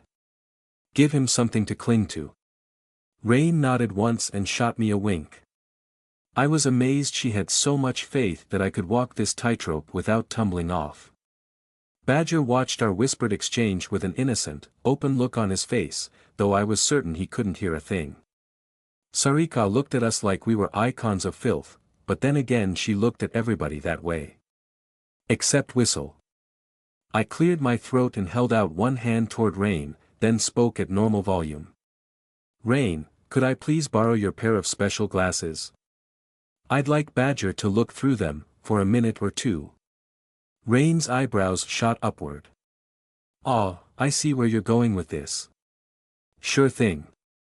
Rain dug around inside her leather jacket and produced her own pair of magically modified glasses. This was only one of the several pairs that Evelyn had created, made from cheap black frames filled with non-prescription plastic lenses. The magical symbols were impossible to completely conceal, but they were etched and scrawled onto the black frames themselves, making them hard to see unless one was inspecting closely. The best we could manage, as far as operational security, which was a very fancy term for not looking like a bunch of cosplayers out in public. Rain winked at Badger as she handed me the glasses. "You're in for a treat, Badger, my man." I took the glasses and offered them to Badger, across the table. He accepted them and asked, "You want me to put these on?" "Yes, but please brace yourself." Badger nodded, taking off his pair of magnification-only glasses and putting them in his own lap. His hands shook very slightly as he opened the arms of the special glasses, about to put them on. As he did, I stood up and spread my tentacles. He hardly needed to be overawed, he'd already seen me at my absolute limit, fighting Uranju, but it wouldn't hurt to remind him. Sarika's hand shot out and slapped at the glasses before he could put them on. "Sorry." Badger blinked at her. In Sarika's lap, Whistle snuffled and sat up, suddenly alert. But Sarika herself glared at me. In her slack and exhausted face, her eyes burned like twin pits of spent coal in a dead fire, small and hard and dark. "What is this?" she hissed. I sighed and flapped my arms against my sides, all my quasi-angelic theater derailed by her paranoia. "You still don't trust me?" Next to me, Rain laughed. "Ho ho, Sarika. You've got it bad for him. So territorial. Come on, we're not gonna steal your man." "The glasses allow a human being to see pneumosomatic matter," I said. "Rain has worn that pair before. We've all worn them before." "Well, okay, not me, because I don't need to." "This isn't a trick, Sarika. Don't be so silly." Her glare did not abate. I sighed again, losing patience. Evelyn, Preem, Jan, and July were all waiting for us out by the car. "We didn't have all day."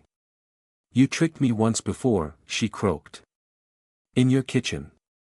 You went into me without warning. For your own good."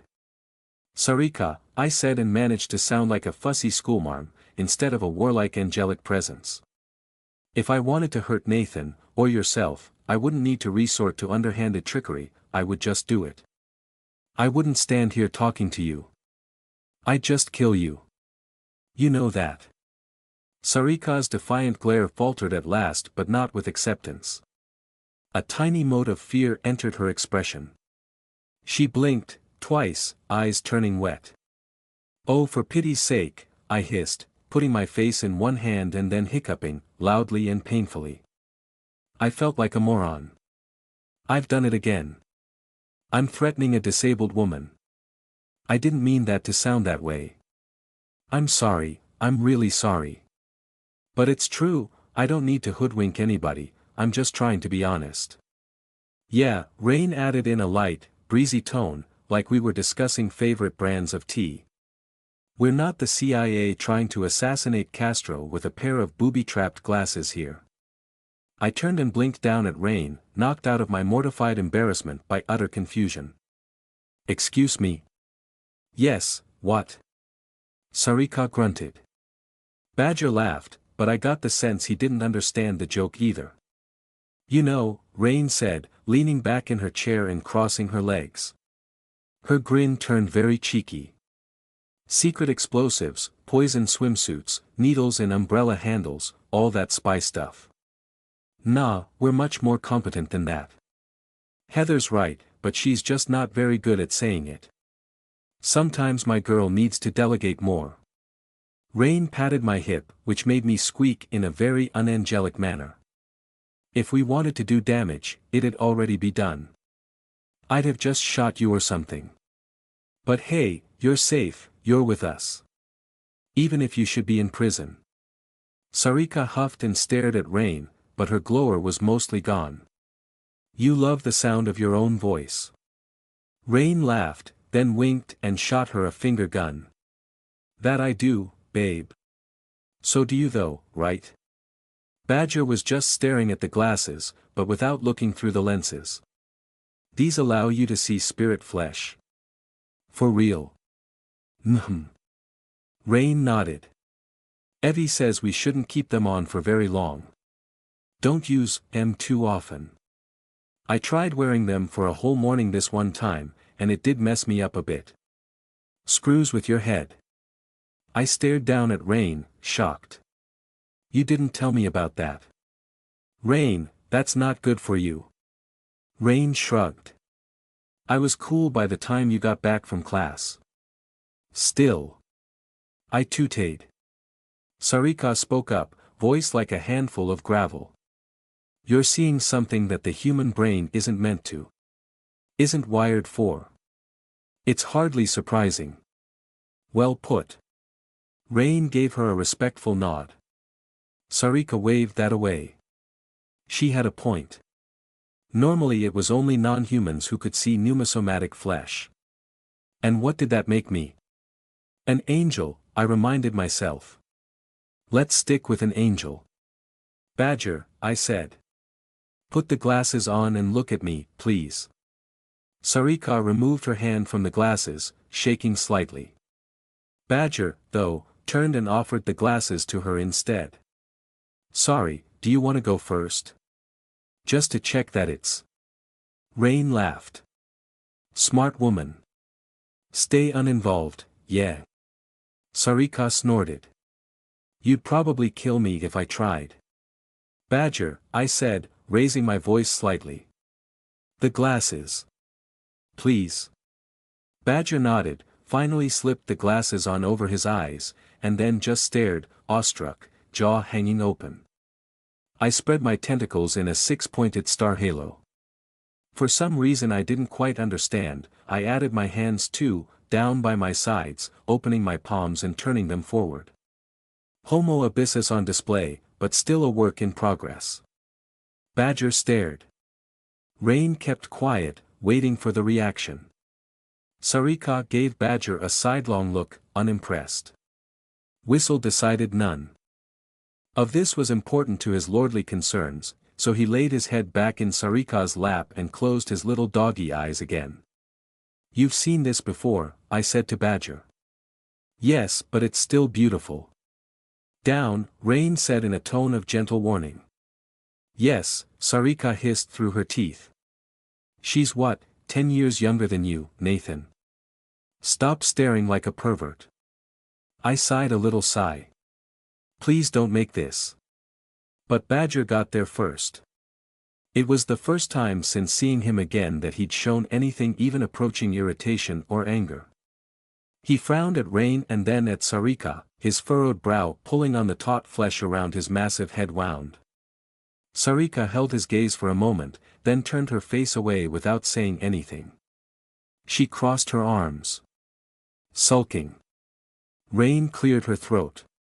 Sorry, mate. Making assumptions and all. Just kinda protective of my girl. Badger nodded to Rain. A moment of strange understanding passed between them. I tried not to think about that. Had I just gained another sworn bodyguard? I hoped not. As I was saying, you've seen this before. I repeated myself through a strained smile, trying to get solid ground beneath my feet. Actually, you saw me in a more advanced state than this, with more modifications, the sorts of things I can't do without inflicting short-term damage on myself. Do you understand what you're looking at? Badger shook his head. Not really. Please, though, I'm listening. I wet my lips. My plan hadn't extended this far, so I swallowed a hiccup and just kept moving. I've modified my body, with pneumosomatic flesh and hyperdimensional mathematics, to better match what I am inside. I've been out, not outside, but beyond all the spheres of reality, in the sort of interstitial space between.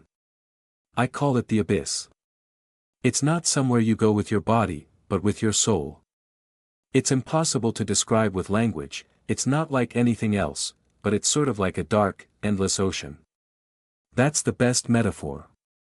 When I came back, I was different. Or maybe I'd always been different and that was just a catalyst. I don't know, it doesn't matter.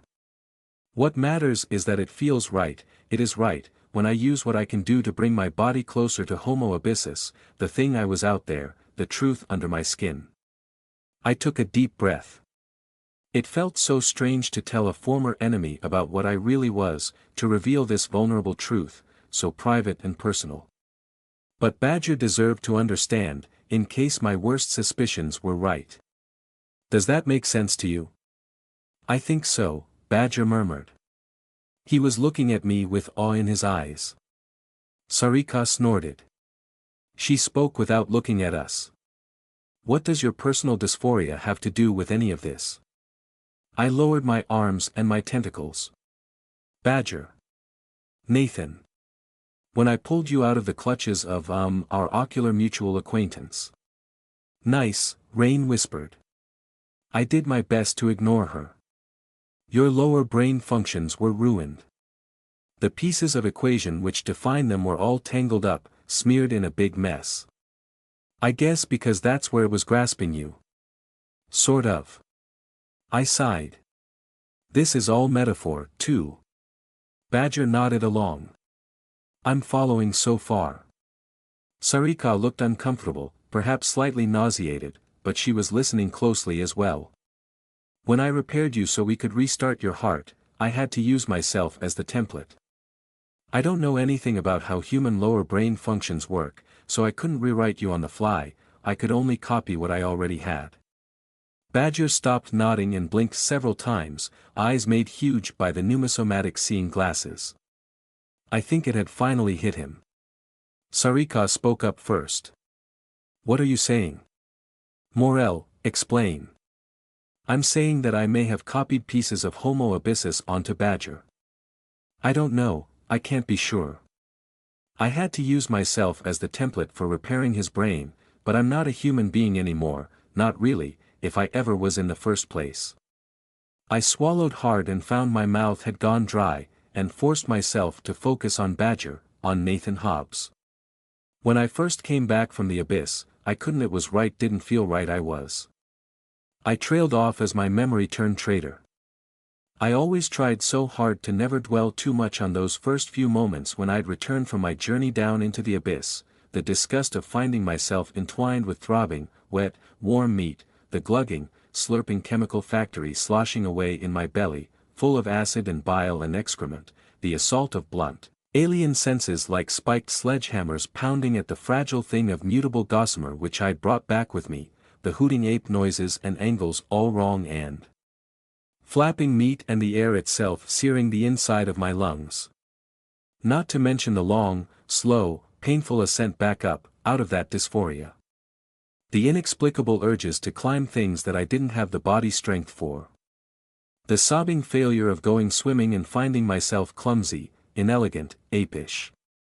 The sheer useless inadequacy of my own form, weak and soft and static.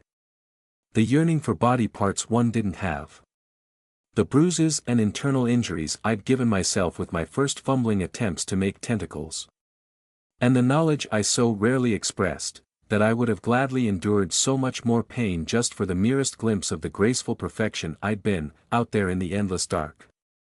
I would have accepted any level of pain, in return for the smallest sip. The ghost of abyssal dysphoria reached up my spine with a shudder of self-disgust. It all came creeping back. With no concern as to where I was or who was watching, I pulled all my tentacles in tight and wrapped them around my body, squeezing myself hard. I hugged two of them to my chest, holding on tight to what I was. These were real, these were proof. Most people might not be able to see them, but I could. They were elegant and beautiful and dangerous. This was me. Heather.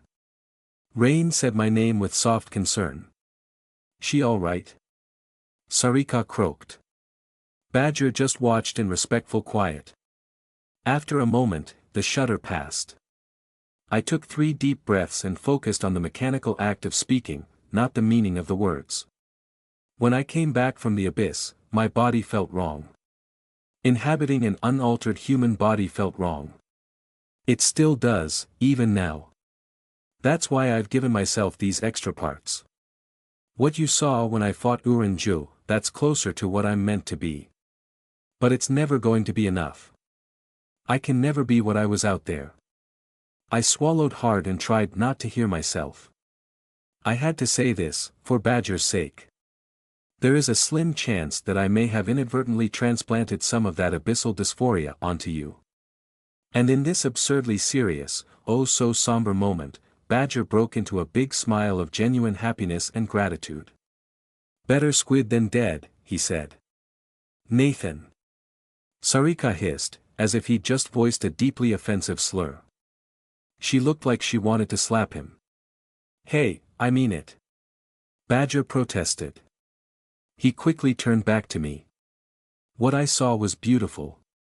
And before Sari says something else, I don't mean in a sexual way, forget that. If you've given me even the smallest fraction of what I saw, by accident, I won't reject it. I sighed, screwed my eyes up, and rubbed the bridge of my nose. Badger, it's not a blessing.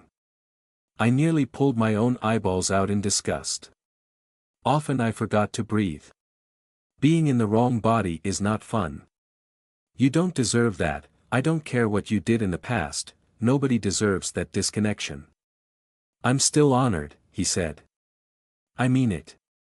I flopped my hands against my sides in defeat. I hope you still think that if you wake up with a desire to peel your own skin off. Sorry. Badger laughed softly, politely, and very awkwardly. The old Badger was still under there, no doubt about it. I'll keep that in mind. For real. See you do, I almost snapped at him, but then forced myself to take a deep breath.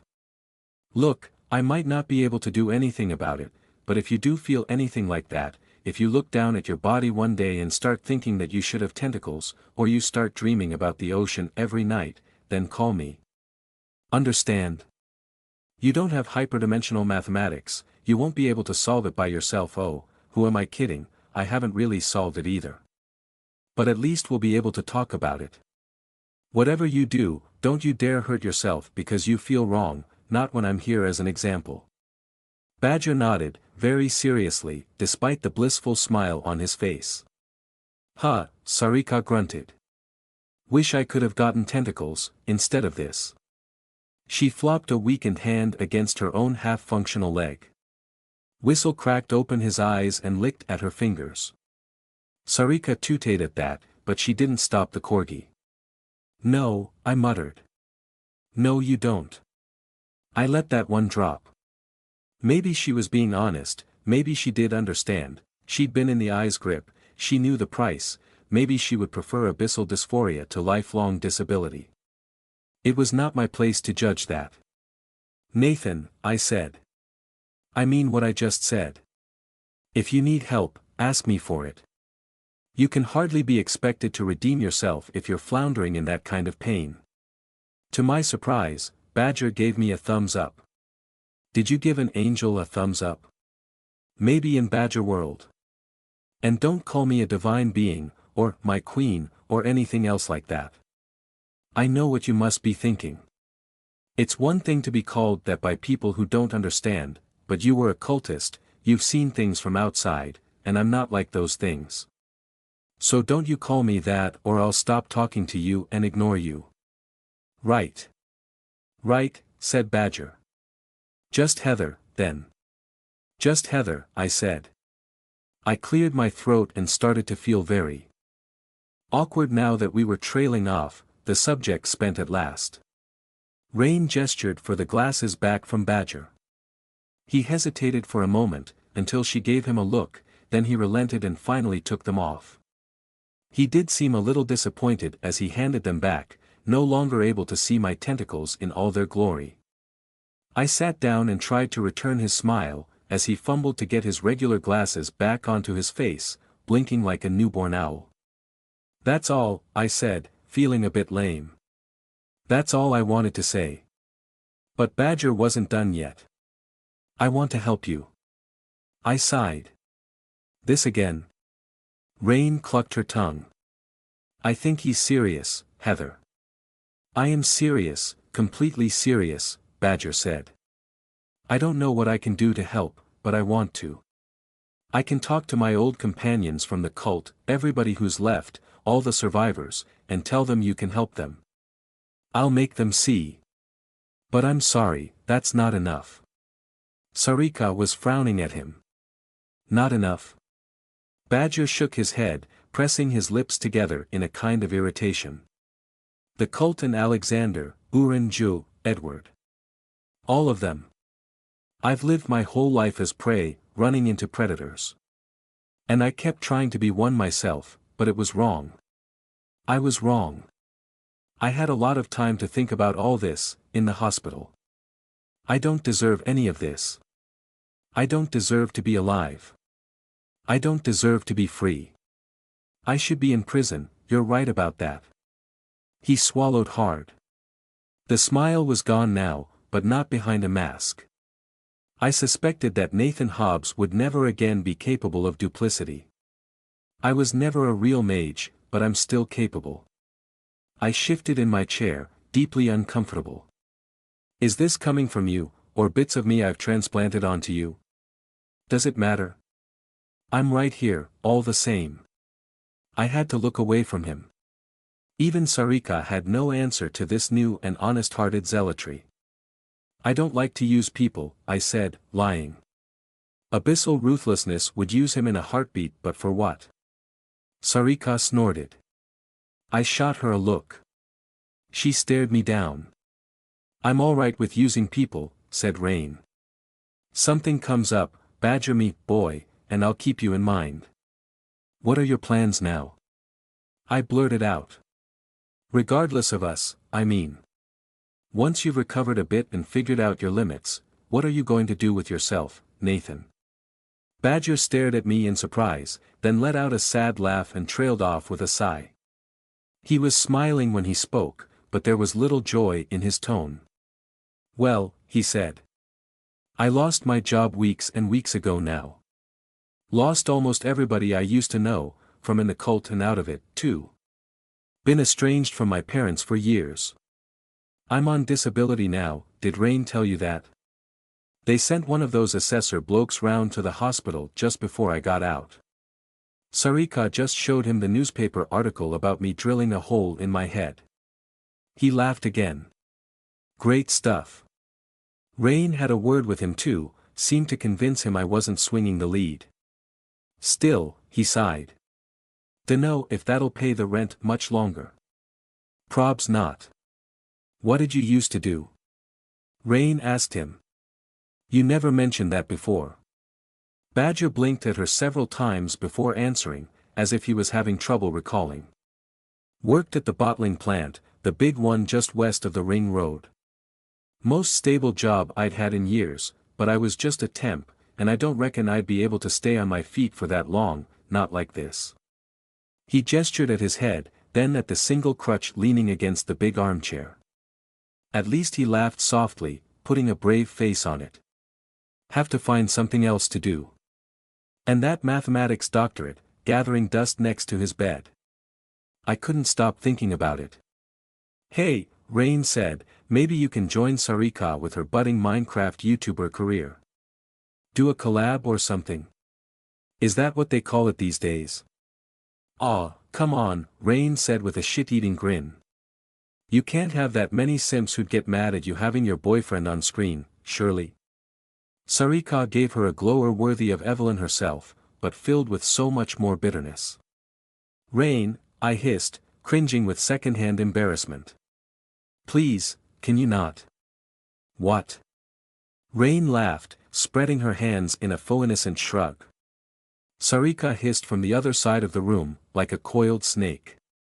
I may be a cripple who will never again perform magic, but I wager that I can train Whistle to bite through your ankles. Badger snorted. Whistle looked up at the sound of his name, little corgi ears twisting about. I gaped in surprise. Had Sarika just made an actual joke? Rain seemed to think so.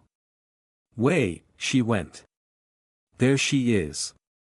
Rain put her hands up in mock surrender. I better back down, I don't want to be savaged by such a highly trained canine. Huh, Sarika grunted. She still didn't smile, but at least she wasn't blushing. She petted Whistle behind the ears in return for his service. Badger cleared his throat and nodded to me, still on the verge of laughter. Perhaps he'd caught the impatient look on my face. I'm serious though, Heather. I want to do something useful. I resisted the urge to sigh. Instead, I summoned up that image of myself as an angel. A bee-tentacled angel from the deep, from dark places beyond human experience. I had a duty. It was the right thing to do. Badger, your job right now is to look after yourself, I said. You're no use to me if you don't rest, recover, and heal. We need you to speak to your former cultist companions, yes, but they will need to see you healthy, or as close to it as you can get. After that, I don't know, but I certainly won't be making any use of you at all if you hurt yourself by trying to run before you can walk. Badger nodded eagerly, grinning wide. And if you lie to me, if you pretend to be more healthy than you are, if you push yourself, then I will be disappointed.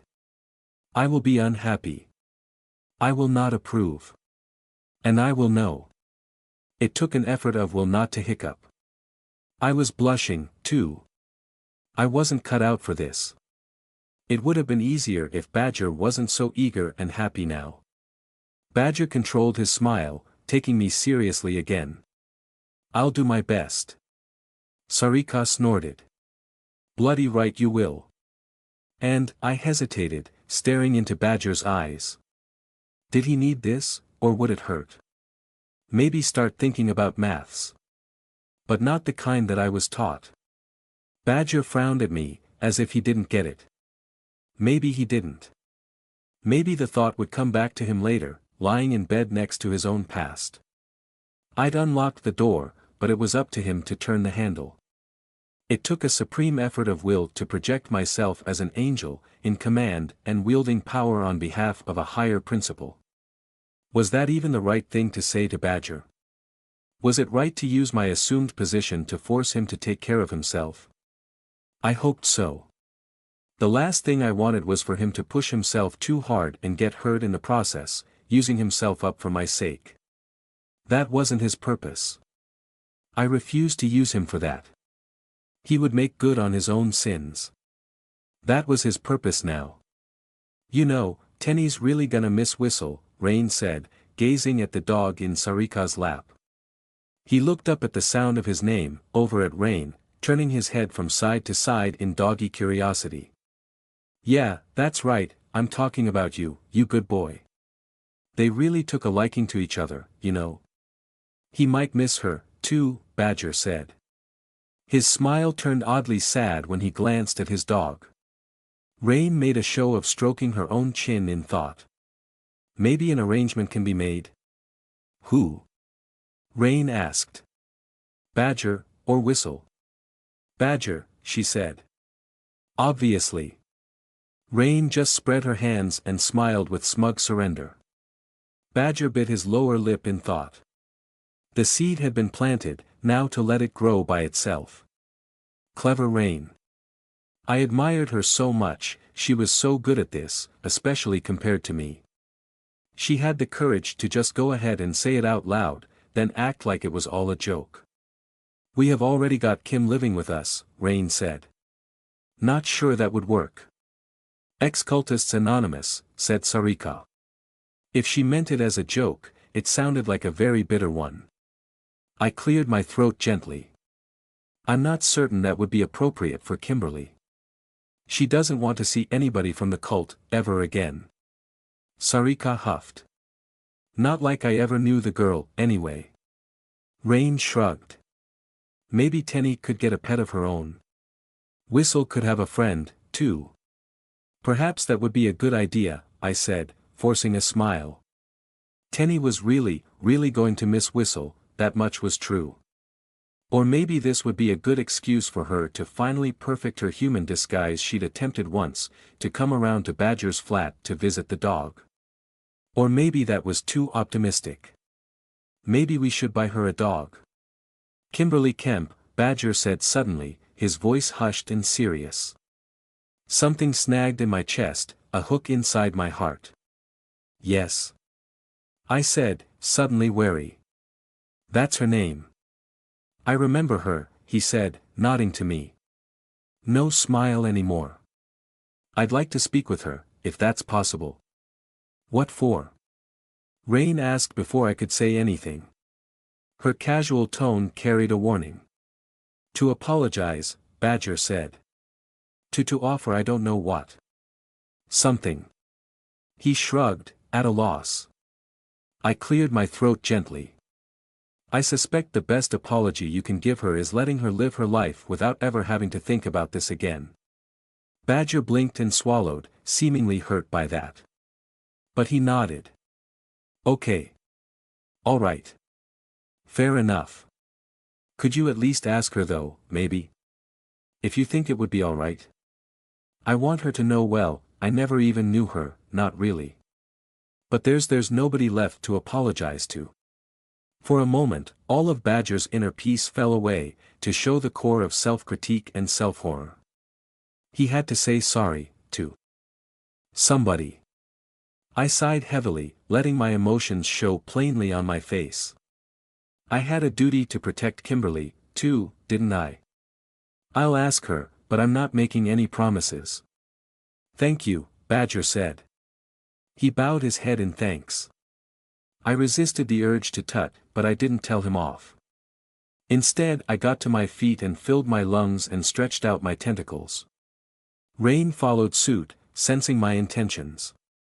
The others are waiting for us outdoors, I said. I really think it's time we got going.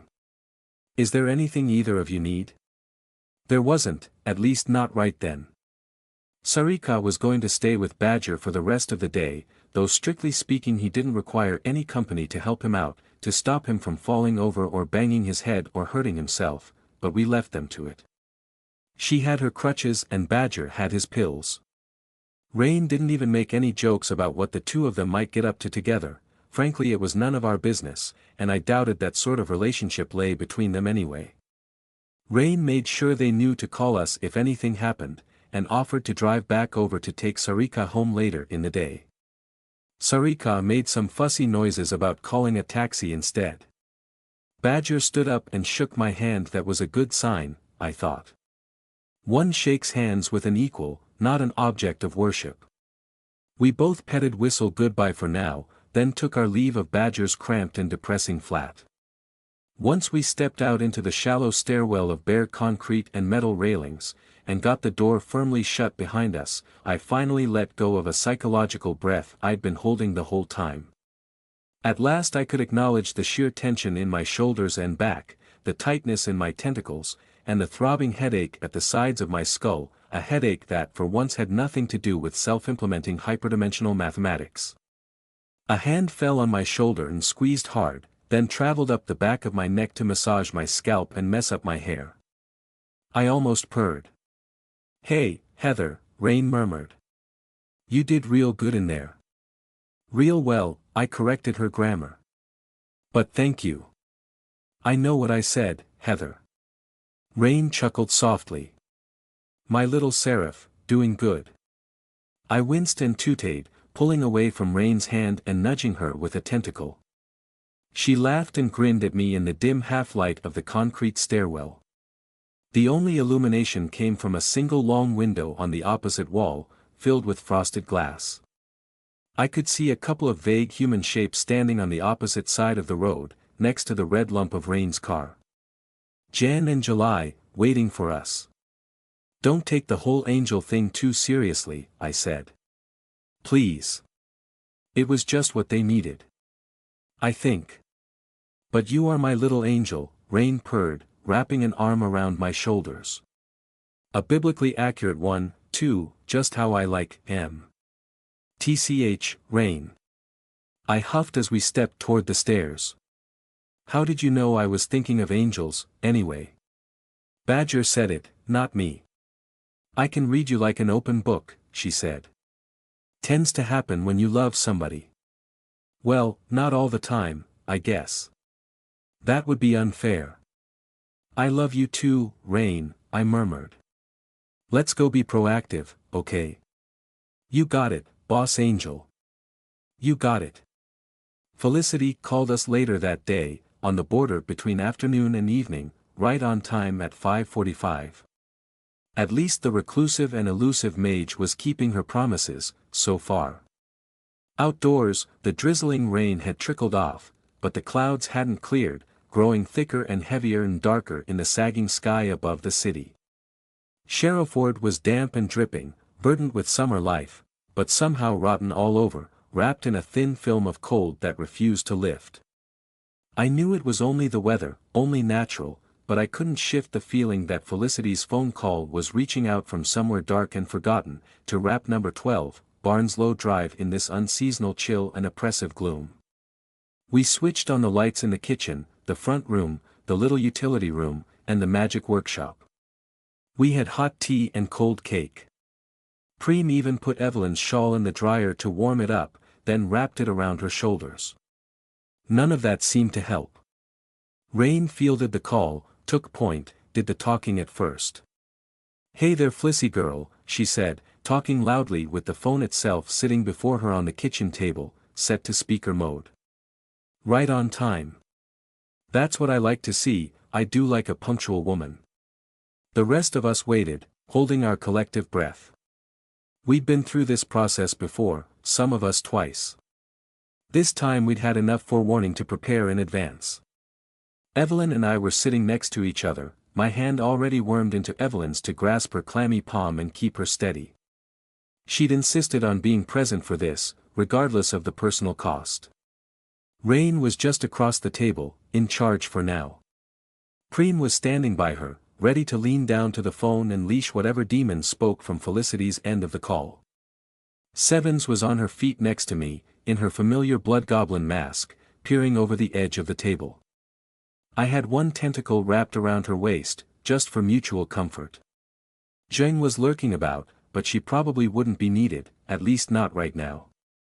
Lozzie was keeping well clear, upstairs with Tenny. Jan and July had gone home. This really was none of their concern. Rain's greeting floated off into the air, as if absorbed by the gloom, muffled by some invisible veil emanating from the phone. A wet click of parting lips, an intake of breath. For a dizzying moment neither of those sounds seemed remotely human, as if they were made by poor mimicry of human lips and human lungs, as if the thing on the other end of that phone call was reconstituting itself into human form, having forgotten that it needed to talk with our tongue. My tentacles curled inward and my body prepared to flinch, prepared not for Felicity's voice, but Ames, that of Felicity's weird little parasite demon, or for something far worse. Who was to say that Felicity herself was human anymore? Mages did seem to end up like that. Said Felicity. "Hello, Rain." Thank you. "Yes, I didn't want to keep you waiting, of course." The words crackled from the phone speaker, distorted slightly by the low quality of the landline connection to Felicity's isolated, occulted home. Her voice was blurred into a permanent low mumble by the burn scarring across the left corner of her lips. Felicity's voice, normal and human, though surrounded by a black void. Just my imagination, I told myself. You can't hear a void. Wonderful. Rain said. She was grinning and leaning back, playing the part physically to lend weight to her tone. Now, let's not beat around the bush, let's get straight down to business, yeah. You've got something for us? In a manner of speaking. Felicity's low half-mumble was difficult to read at the best of times, even face to face. That wasn't her fault. But there was such a shuddering, intimate horror behind those words, a feeling she couldn't conceal. She followed up with a difficult, dry swallow, and said no more. Rain shared a skeptical look across the table with myself and Evelyn. Evie rolled her eyes and gestured angrily into the air with one hand. I doubted it was accurate sign language, but her meaning was plain enough. "Felicity, this is Heather," I spoke up. "What's wrong?" Felicity panted once, twice, 3 times, but said nothing. In the silence around her I could hear rain on glass, the rattling of roof tiles, and the crackle of a distant fireplace. A lit fire, indoors, in the middle of summer. Maybe she really was exuding this sudden cold. Flissy, Flissy, Flissy, Rain said, letting a laugh into her voice. Come on, you wanted to call us, right? You've got something on how we might be able to find Edward's house, yeah? You spoke to your demon friend? That was the entire purpose of this phone call.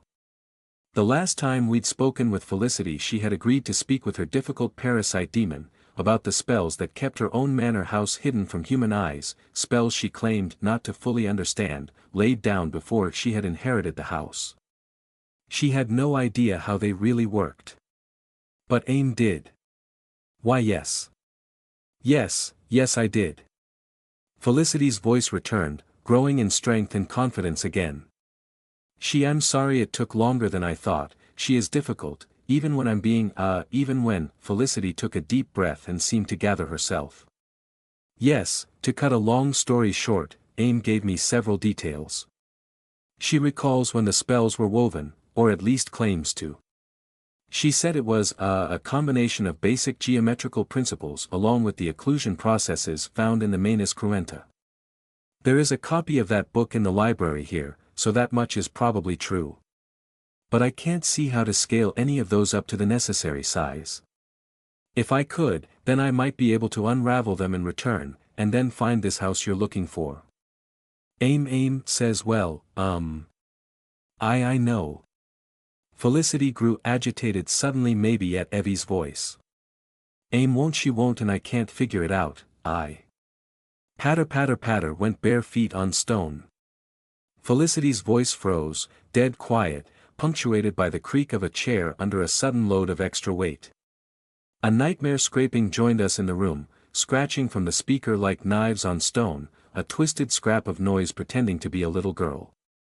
That's because you're a failure of a human being, Flissy, said AIM. She giggled, a sound like wet blades rubbing together. No longer human. Disqualified. AIM left as quickly as she'd joined, a dark giggle vanishing into the stone-lined hallway that I could see in my mind's eye behind Felicity. Unshod feet. Padded off into the dark once more. She was quicker than Preem could react to snap a warning down the phone. Smart demon. Evelyn was sweating, I could feel it on her palm, gone clammy and cold. She was staring at the phone. For a long time, silence.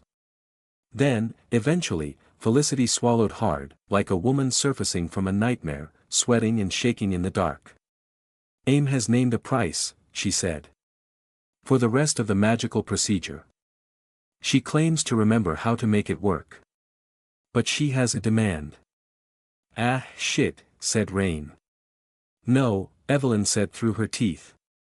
20 minutes private conversation with Evelyn said Felicity, in a voice like she was pronouncing her own death sentence. Rain's phone lay on the kitchen table like a chunk of occult meteorite, radiating waves of suffocating dread into the unseasonal gloom which pressed against the walls and windows of our home. I would not have been surprised if the wooden surface of the table had begun to smolder and blacken under the pressure of that aching void. Silence imposed itself on us after Felicity had delivered AIM's terms, her demand, her price for the spell that might unravel the secret of Edward's hiding place. Outdoors, the rain started up again, heavier than the drizzle earlier in the day. Fat raindrops drummed on the roof tiles, a growing static filling the dead air. On the other end of the phone, Felicity didn't even seem to be breathing. I had to bite my tongue to hold back a hiss. All she'd said was 20 minutes private conversation with Evelyn and then fallen silent. Nothing supernatural or unnatural had happened. Nobody had cast any spells or uttered any scraps of broken Latin. Nothing half-hidden had shifted in the corner of my vision. Nothing had climbed out of the screen of the phone. The brief shared silence was probably just shock, or exasperation, or anxiety. But abyssal instinct whispered inappropriate and nonsensical warnings, down in my brain stem that the object on the table was a lie in plastic and metal and toughened glass, not truly a mobile phone at all, despite the cheery purple background of the call screen and the mildly insulting name which Rain had given to Felicity's contact number. My tentacles bunched and tightened, ready to spring forward and sweep the phone onto the floor, like it was a live bomb or a toxic slug, a vile intrusion that should be removed from the presence of my pack this instant. That gut feeling I'd brought back from the endless dark, it was screaming at me that something here was wrong. In a handful of seconds I was shaking and sweating, flushed with adrenaline. Rain must have noticed, because when she lifted her eyes from the silent phone, she tilted her head at me with a concerned frown. She mouthed my name. Heather. I shook my head and screwed up my eyes and swallowed hard. My throat hurt from holding back the hiss. Was Felicity really calling us from some rotting old manor house up in Cumbria? It felt like that phone call was a pinprick hole leading to a dark and dripping void, a place full of slavering maws and lurking predators and toxic fog, somewhere not unlike the abyss or Wonderland. But as I concentrated on that thought, the sounds from the other end of the call seemed to filter slowly back.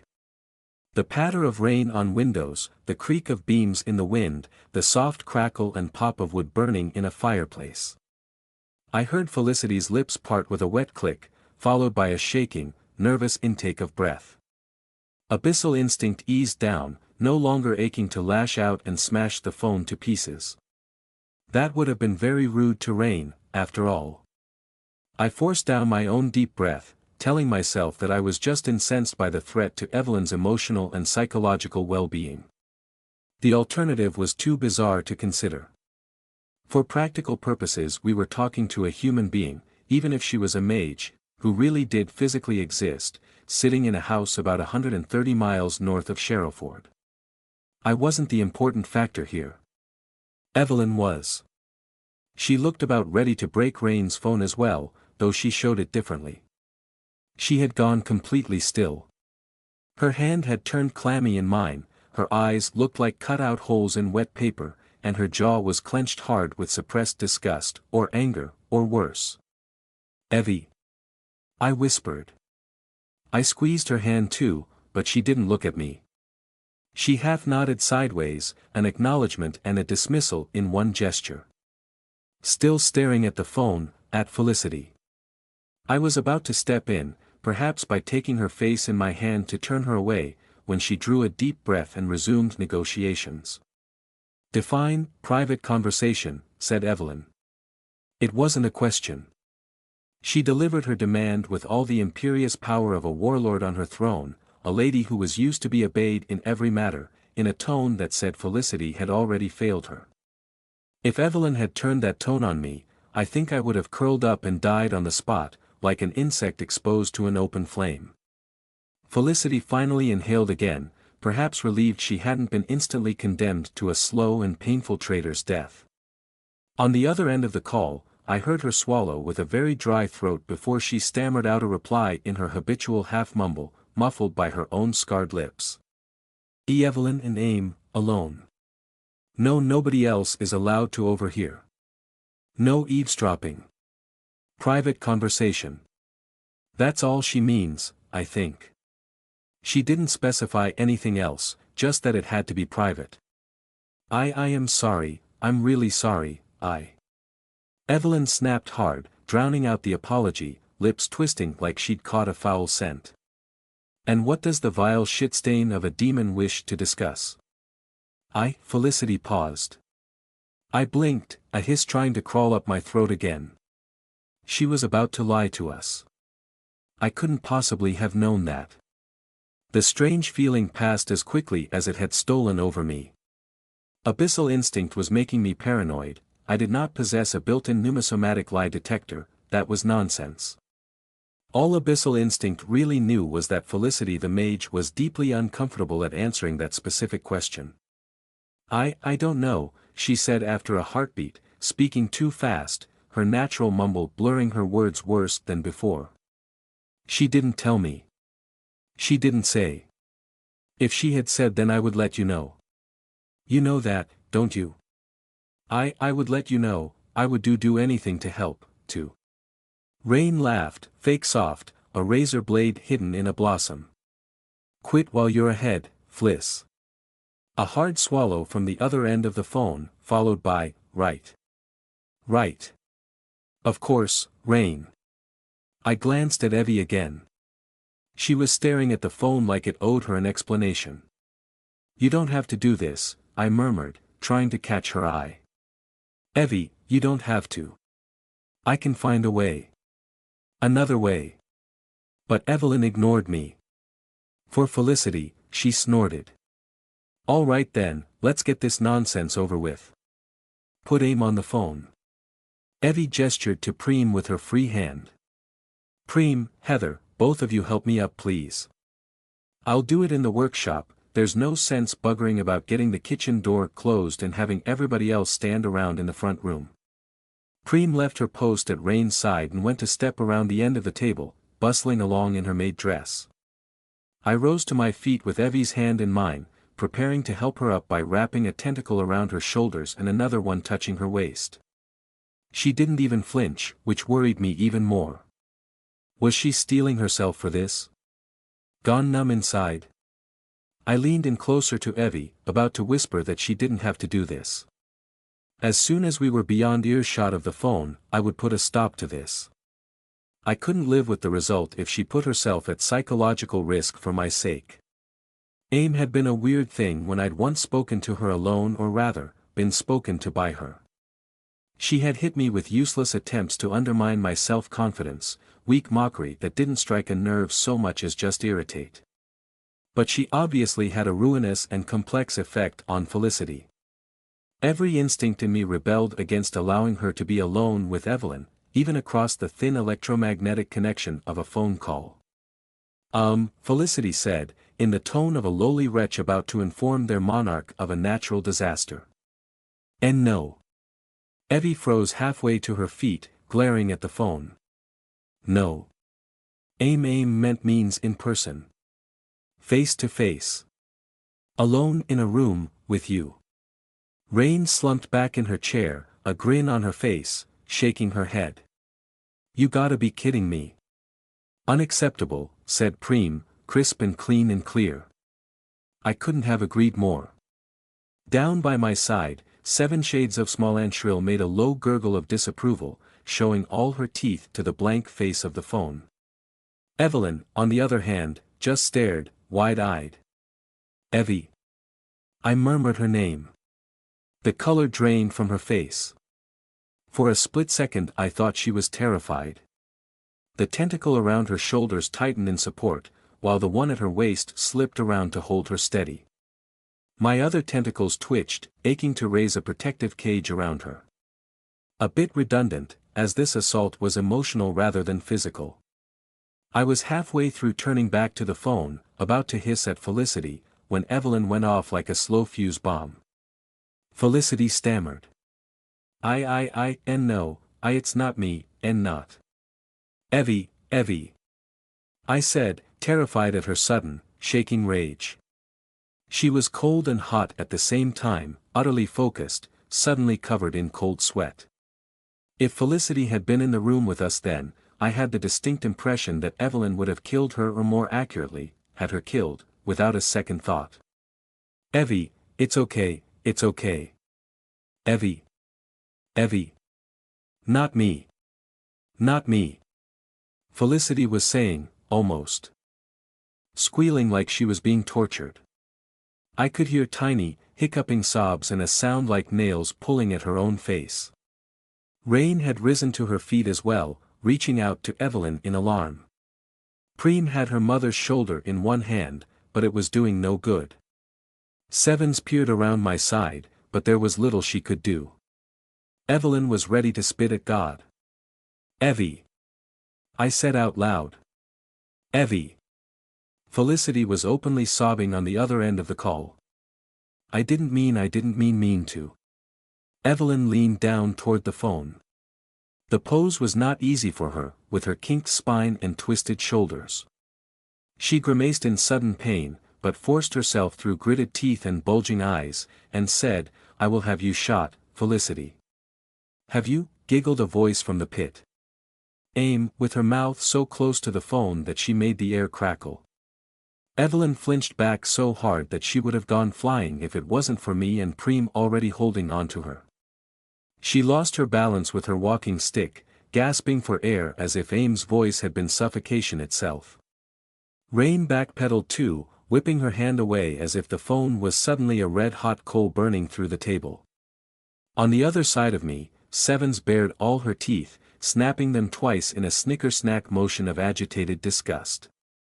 From the utility room I heard a low rumble zhang, not even joining us, but still expressing her displeasure at this strange mockery of a demon.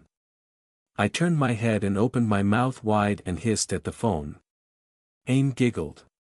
It was a terrible sound, high-pitched and scratchy, setting one's teeth on edge, like a collection of rusty knives trying to imitate human vocal cords. Felicity was still sobbing, but more distant now, as if she'd slid out of her chair and curled up on the floor, her place usurped by the lively awfulness of Aim. Have Felicity shot? Aim repeated as we were all still reeling, her metal and acid voice dripping with mockery. What's the matter, are your own fingers too weak to pull the trigger? You've got one working hand, my little buttersweet confectionery, you can hold a gun and press the muzzle to her forehead. Don't you want to smell the iron-hot blood and cordite smoke and greasy chewy brains when they go splot splot splot? She made a horrible slapping noise with something that did not sound entirely like a tongue. Or are you too squeamish for that? Let's make it fun. Let's make it a game. Why not come up here for a hunt? I'll drive her out into the woods, you can wear a flat cap and carry a shotgun over your arm. Preem pressed Evelyn into my arms, still blinking and trying to recover. The demon maid leaned down toward the phone. No, she said, crisp and clear. Bad girl. Same technique as last time we'd called. Go Preem, I thought, well done. Aim yelped like a kicked puppy. I heard a noise like the scrambling of claws against bare stone, a scrape and a hiss and a skitter. The thing on the other end of the phone was obviously not fully human right then. The sound of small bare feet pattered away at speed, sprinting off into the echoing black void that seemed to surround the other end of the phone call, leaving only Felicity's soft panting to fill the darkness. Preem straightened up and smoothed her skirt over her hips. I allowed my hiss to die down, my heart still pounding like a caged bird. I tried to roll my eyes, play it all off as exasperation, but abyssal instinct was churning in my gut at that horrible voice from Aim. Sevens helped, going, bleh, and sticking her tongue out. Rain breathed a big sigh and nodded a thanks to Preem. Evelyn clung to me with one hand, swallowing and gritting her teeth, looking deeply humiliated. Weirdo, said Sevens. Also, not actually gone. What? Rain's attention snapped to Sevens, then back to the phone. Seriously? Excuse me, Sevens. I said. Bad girl, Preem repeated, but this time it sounded like an afterthought. Heh heh heh, said Aim, pronouncing the laugh like a response to a poor joke. Her voice was a softer scratch than before, still coming from the phone on the table. How did you know I didn't really leave? Who is that, there? I don't know you, but you've got a lot of teeth and you smell like blood. Sevens responded by clacking her teeth together again. It reminded me of a cat chattering at a bird it couldn't reach. Sevens hadn't adjusted her posture at all, peering over the top of the table at the phone, but the set of her musculature seemed somehow different, predatory, tense, focused. I suddenly wondered what might unfold if we managed to get Aim and Sevens in the same room. But we didn't need to. We already had the dominant demon. Preem leaned toward the phone again. As if she could somehow see Preem, Aim hissed like a bundle of blood-slick knives being dragged across a rusty metal plate. Ah. No need for that, no need. Stop. Stop. I'll stop for a moment, okay? Okay. I'll be nice, I'll be polite, I'll be sweet. Promise. Let's negotiate, please. I can't well negotiate if you keep whipping me. Preem straightened up. Very rude, she said. She's got your number there, said Rain, low and serious. You are a right little shit. Evelyn huffed and rolled her eyes. I was just frowning. That was hardly the barrage of sharp-tongued undermining that one might have expected from an expert in psychological torture. Rain just shook her head, grinning. Preem leaned toward the phone. Aim didn't make a sound, but I swear I could somehow feel her bracing on the other end of the call. You are going the right way for a spanking, said Preem. You wouldn't dare, Aim purred in a voice like bending metal. She sounded quite confident. Preem straightened up and said no more. A moment of awkward silence fell over the kitchen. Nobody seemed to know what to say. What value was there in negotiating with Aim? Evelyn had recovered from both her anger and her shock, but she just clung to me, one hand gripping my sleeve. Rain spread her arms and glanced about, but nobody had anything to add. Raindrop static filled the air, drumming against the roof above our heads. The house itself seemed to be crouching, hunching up tight against the unnatural chill. On the other end of the phone, Felicity had stopped sobbing and whimpering, but I could hear Aim breathing in strange little rasps. Rain nodded to Evelyn. Evelyn grimaced and hesitated. I spoke up in her place. Aim, I said. Remember me? Heather. Nature's ultimate bottom, she said, but she didn't sound very amused. Like the taunting was just automatic. Still I sighed and felt a little blush creep into my cheeks. I knew exactly what she meant by bottom in that context. I'd learned from Rain. Aim, what is there to negotiate with you? Why, 20 minutes access of course. I thought Flissy was very clear about that. Aim seemed to get some of her confidence back as she spoke on, voice scratching at the inside of my ears. Unless you're trying to be a clever girl and talk around me. Lead me into a trap. Do you want to try? It's been a while since somebody could. But if you lose, you might get sore. Ha. Evelyn pulled herself up as straight as she could stand and finally put her weight back on her walking stick. You know I won't allow Felicity in this house. What do you expect to gain by this? I whispered to her, Evie, you don't have to. I can deal with her, I can try. Shoo, Evelyn hissed back from the corner of her mouth. It's no trick, sweet pea, said Aim. Let me in and let's talk. Then I'll give you your spell. We can even make a deal. A proper deal, like magicians and demons are meant to make, with signatures in blood and a circle for me to stand in. Of course it's a trick, Evelyn said. What do you really want? Aim burst into bubbly giggles, a sound like boiling tar. 20 minutes talk. Why is it so hard to believe me? Flissy can wait out in her car and then we'll stay in a hotel or something. She's not important here. She's not even human. This is between me and you, my sweet butterscotch bread roll. Evelyn opened her mouth to reply and hesitated. In that moment I realized what was going on. Felicity made Evelyn angry, but Aim terrified her.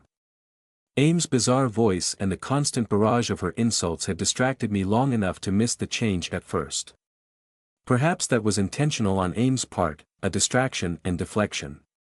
Abyssal instinct whispered that I was watching a hunting strategy in action. Evelyn was hiding it well, probably riding out the previous high of indignant anger, but the prospect of being alone in a room with Aim for 20 minutes was leaving her terrified and shaken.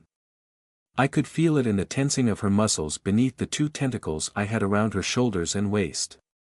I could see it in the gray doom slowly filling her complexion. But most of all I could see it in her determination, her dedication to overcome this obstacle. She was going to do this. Evie was going to subject herself to Aim, whatever that meant, in order to find Edward Lilburn, to recover the book we needed, to go save my twin sister. For Maisie's sake, which really meant for my sake, Evelyn was willing to face a literal demon from her own past, whom she was utterly terrified of, for reasons I didn't understand.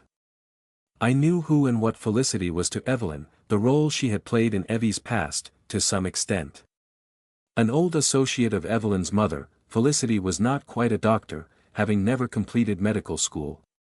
Or so she said. She was the illegal surgeon who had performed the amputation on Evelyn's leg. From what she and Evelyn had admitted, she was obsessed with Evie, with the need for redemption and a forgiveness that Evelyn could not give. Evelyn hated her. And after all, she was a mage. But I had no idea what aim meant to Evie. Evelyn wet her lips with a little flicker of her tongue, pulling all her courage together. I could feel it, flowing through her like the dregs from the bottom of a cup of tea. Did I have the right to step in? I didn't care. Abyssal instinct was screaming that Evie needed protection. I could no more let her do this than let her step in front of a train. Aim, I said before Evie could speak. What if I'm in the room when you and Evelyn have your private conversation?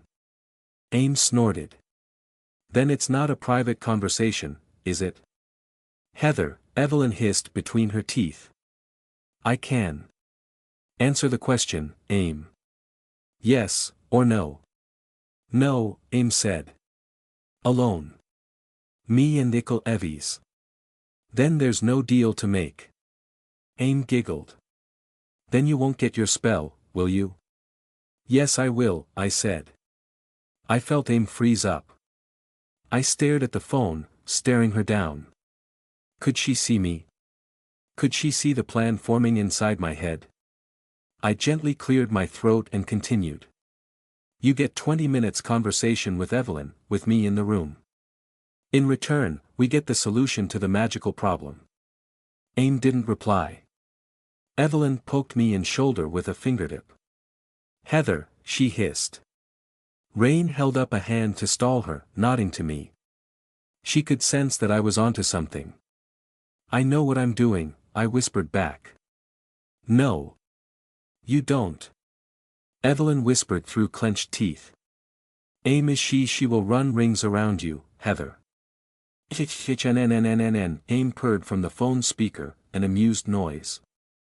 Interesting. Not what I want, though. Additionally, I said. I would like to speak with you alone right now, over the phone. We are speaking. Aim laughed. You want some privacy with me? Want to confess your feelings? That I've got into your head and you can't stop thinking about me? Need to say something that you can't say in front of your friends, you little. Aim trailed off, as if she was trying to puzzle out bad handwriting. Squid? What? No, I said. I am trying to spare your dignity. Felicity grunted from somewhere beyond the phone. That's fine with me, I said. I gestured at Rain, one hand out for the phone, as I gently handed Evie back to Preem. I'm going to take the phone and step into the other room now. Take your time, you little freak, Aim purred. I've spoken with Aim before, I whispered back. She's not so scary. I'll be fine. Please, Evie. Let me try. In truth, I was shuddering inside. I swallowed hard, trying not to hiccup and give the game away. Evelyn opened her mouth to snap at me. Please, Evie, I repeated. We have to stop being reactive. I have to do this. Evelyn fumed in silence. Rain nodded her confidence in me. Sevens watched curiously, tilting her head from side to side. Preem stayed by Evelyn as I stepped away. I felt terribly guilty, but I needed to deploy things that I couldn't do in front of Rain and Evelyn, things that maybe I couldn't do in front of anybody. Alone with a direct line to a dark place, I stepped away from the table and into the magical workshop, and then shut the door behind me. I leaned my back against the cold wood of the door, closing my eyes and taking a deep breath. Then, on an instinct I didn't quite comprehend, I reached out with a tentacle and flicked the lights off, plunging the room into a twilight gloom of thick shadows and static gray. With the cloudy, rainy, dark day outdoors, and the heavy curtains covering the workshop windows, the room became a cave grotto at the bottom of an ocean trench, filled with the sound of raindrops against the roof and the windows.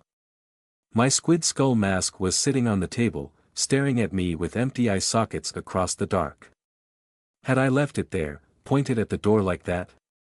I pushed off from the door with my tentacles, floating into the center of the room. For a moment it seemed as if my feet weren't touching the ground, and then they truly weren't.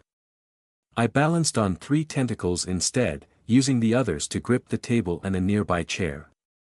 Suspended in quiet darkness. A bubble of imitation abyss in the womb of number 12, Barnslow Drive. Going to need your help for this one, I told the house. Make me feel like I'm back there. Make me feel whole. I chased away all the lingering abyssal dysphoria that had been lurking in the back of my mind since the conversation with Badger. I wasn't truly alone. The spider servitors were up in their usual corner, with Marmite hanging out below them, but they didn't mind the darkness. I held my eyes open on shadow and static and made myself believe I was floating in the oceanic void. I was sharp and quick and had many teeth. I thumbed off the speaker function and raised the mobile phone to my ear. "Aim," I said. "It's just me now.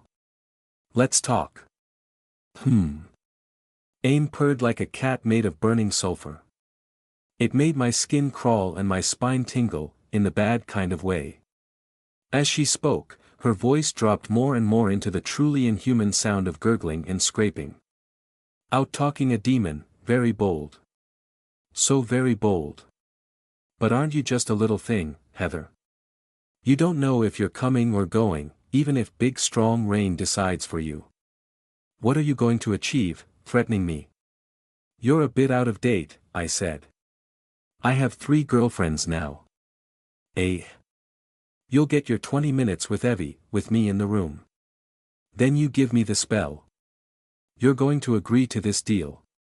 Aim laughed. It was like tearing metal. And what if I say no? I summoned all my darkest instincts, all the worst self-justifications I'd ever made. I scooped my squid skull mask off the workshop table and slipped it on over my head. I puffed myself up and spread my tentacles wide. I gritted my teeth and felt my throat shift into an inhuman configuration. I started to sweat and pant and felt my eyes itching, my gums aching, my fingernails creaking inside my flesh. Power had not corrupted me, but refusal to face choice almost had. Power would not corrupt, as long as I kept foremost in mind why I was doing this, and chose to do so. I thought of Maisie, lost and alone in Wonderland. Sharp and quick and lethal. An angel from the deep. Then I will come to your house and rip the information out of your mind, I said, in a voice that wasn't remotely human. I don't care about the damage it does or if the procedure kills you. I will have what I need from you, Aim, either willingly or by force. You're not the only one who can threaten and intimidate, but I'm not intimidating you. That's a promise. I barely knew what I was saying. I mostly tried to think of what Rain might say. To my amazement, it mostly worked. I don't remember this, said Aim, amused but fascinated. What did I miss? You don't sound like a little thing at all. When we first met, that was before I took a trip elsewhere. I'm different now. Or I was always different but didn't know it. I can rip whatever I want out of you, Aim. And I will eat your corpse once I'm done. Wow. I thought. Where did that come from? Down girl, down. If you can catch me, she cackled. I can just choose not to be here when you arrive, you know. I will level the house and the surroundings. I will teleport them outside to somewhere you can't survive. I will kill Felicity if I have to, and I suspect you don't want that. Not really. Do you? Aim fell silent. I could feel her sulking, cornered, grumpy now. In the privacy of my own mind, I apologized to Felicity for threatening her. I could hear her panting softly somewhere further off from the phone.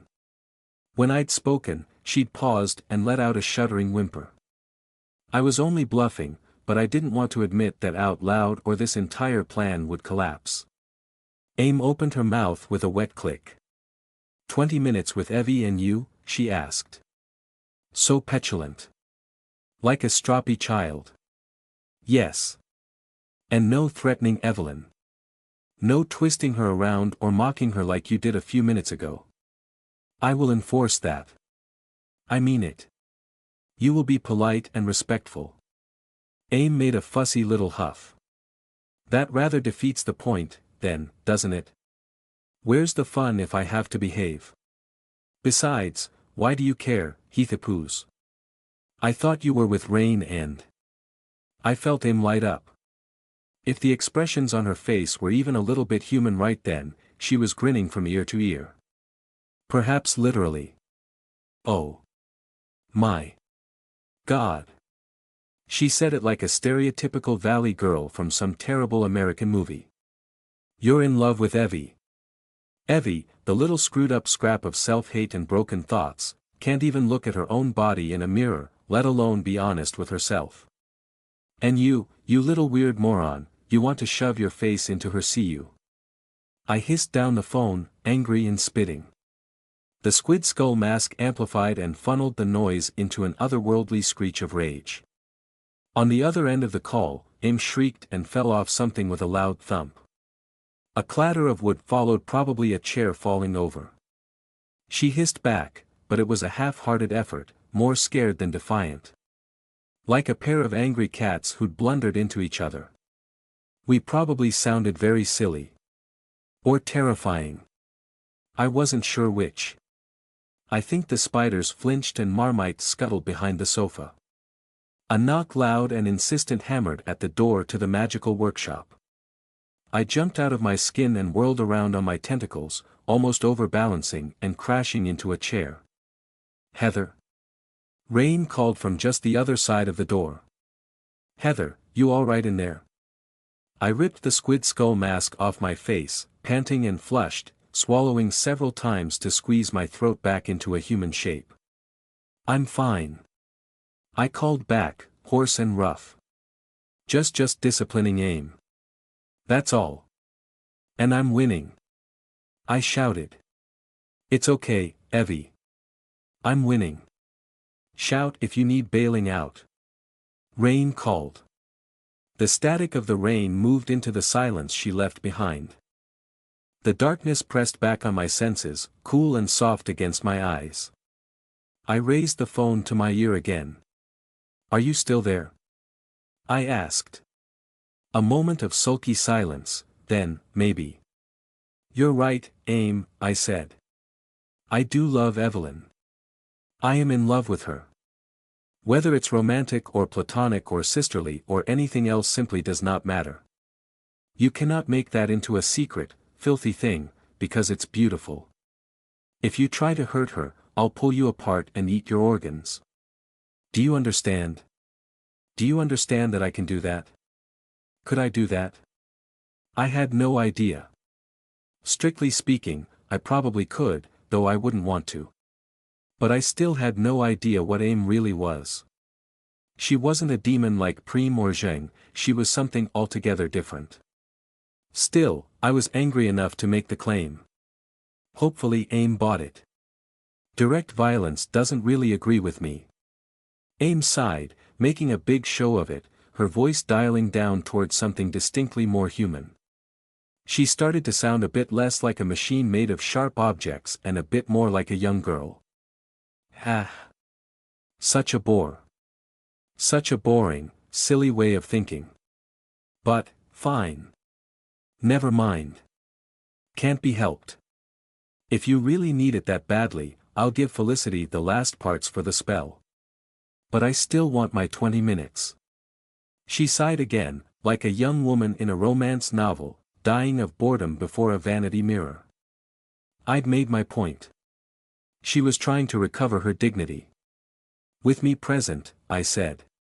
Yes, Ames said in the exact tone one uses while rolling one's eyes. Anything you say, little Miss Scary Pants. Listen though, I am tethered to Flissy, in a very real way. She is going to have to come as far as your front door, or something.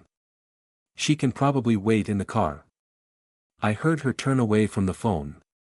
You're going to need safe passage so Evie doesn't make her bulldyke execute you. What would you do without me, dear? A lot better, probably, Felicity murmured. I hadn't expected that defiance. I thought she was terrified of Aim. I didn't expect Aim to cackle either, a scratchy, awful laugh, ugly and smug. So, Squid Girl, Ames said to me. Safe passage? I guarantee safe passage for Felicity, I said. Interesting. But is that yours to give? I froze. There it was. This whole time, Aim hadn't seemed to understand how to get to me, where my weakness lied, what buttons to push. I had underestimated this little demon, her mockery and her knowledge. Was that safe passage mine to give? So imperious, so assuming of me, but as I kept telling myself, I was no queen, no messiah, no god. I was at best a flawed angel, fixing my own prior mistakes, and planning a raid on heaven itself. How perverse, to compare Wonderland with heaven. I guarantee safe passage for Felicity. And yes, I lied, that is mine to give. That evening I went to see Evie. What a strange way to express such a commonplace event, going to see somebody who I lived with, who I saw every single day more now that the university term had ended for the summer holidays. Rain and Evelyn and myself, we practically lived in each other's pockets. Rain was trying to pick up some more shifts at the student union bar, which didn't close over the holidays, but Evelyn didn't need summer work. I could see her all day, every day, without even trying. If I wanted to talk to her or see what she was up to, all I had to do was cross the upstairs corridor and poke my head around the corner of her bedroom door. Or knock, if it was closed. But that's how it felt in the aftermath of the phone call with Felicity and Aim. I had to make a formal approach. After I'd exited the magical workshop and explained the nature of the deal, still riding high on abyssal instinct and a touch of my own power, Evelyn had gone from angry concern to emotional shutdown. She had retreated upstairs, stomping all the way, banging the steps with her walking stick on purpose. I would have gone after her that very instant. I wasn't going to allow this to fester. I never again wanted to leave her to cry all by herself, like that time so many months ago when I discovered her after a sleepless night of self-inflicted pain and trauma, hunched over papers in her study, red-eyed and ready to scream at me. But Preem went with her. She wasn't alone. Rain needed somebody to help her make plans for tomorrow, for Felicity and Aim's arrival. Jing wanted to hug me. And just as Preem had followed Evelyn out of the kitchen and upstairs, she had turned and nodded to me. Give her a little time to calm down, that's what I'd thought Preem was trying to communicate. Only several hours later did it strike me that she might have meant the opposite. Follow us right away, Evie is going to need help. But in truth, that was an excuse I fed myself to keep the gnawing guilt at bay. Unlike the me of several months ago or even the me of a few days earlier, I couldn't pretend I didn't feel guilty. And I certainly couldn't pretend this wasn't my fault. By the time the rain finally trailed off and the clouds cleared, to reveal a dark, brooding night sky beyond the light pollution and the cold, dripping, unseasonal wet of Sherrowford, I was ready to claw through my own stomach with anxiety. I should have followed Evelyn hours ago. Part of me wanted to curl up in bed, go to sleep early, and pretend nothing was wrong. But when Rain went to take a shower and Sevens was curled up and dozing in an armchair, I uncoiled from my seat at the desk where I'd been pretending to read, and padded out into the upstairs corridor on silent, sock-clad feet. Evelyn's bedroom was only a few paces away across the shadowed hallway, but I felt like I was crossing no man's land. Out of the window to my right the city was draped in dripping darkness, as if the storm hadn't cleared, as if instead it had sunk into the concrete and brick and asphalt, staining Sherrowford with a promise of what we had invited to join us tomorrow. Evelyn's bedroom door was shut. A faint light came from beneath. My 6 tentacles coiled tight around my core. One of them looped around the base of my chest, like a heart monitor, reading the racing of my pulse. My mouth was dry. My hands were clammy. I suddenly wished I'd changed into jeans and a nice blouse, instead of wearing my pajama bottoms with the strawberry print, beneath a shapeless black jumper borrowed from Rain. I couldn't bear the thought that I'd hurt Evie and then just left her to her own devices. That was not the act of an angel. It was the exact sort of thing I was trying to avoid. I couldn't move my hands, they were locked together, so I knocked with a tentacle, a little tap tap tap on the door. "It's me," I murmured, far too softly for anybody to hear. Cowardly Heather, trying to go unnoticed. Did I want to apologize and explain myself, or not? "Who goes there?" I jumped like a startled cat, heart racing, a gasp in my throat. Preen had spoken from deep inside the room, but her tone was crisp and clear, a challenge. "It's only me," I said out loud, suddenly feeling very awkward standing by myself in the darkened corridor. "Just Heather. Little old me." "Speak the password," said Preem. The password?" "Correct," said Preem. "You may enter."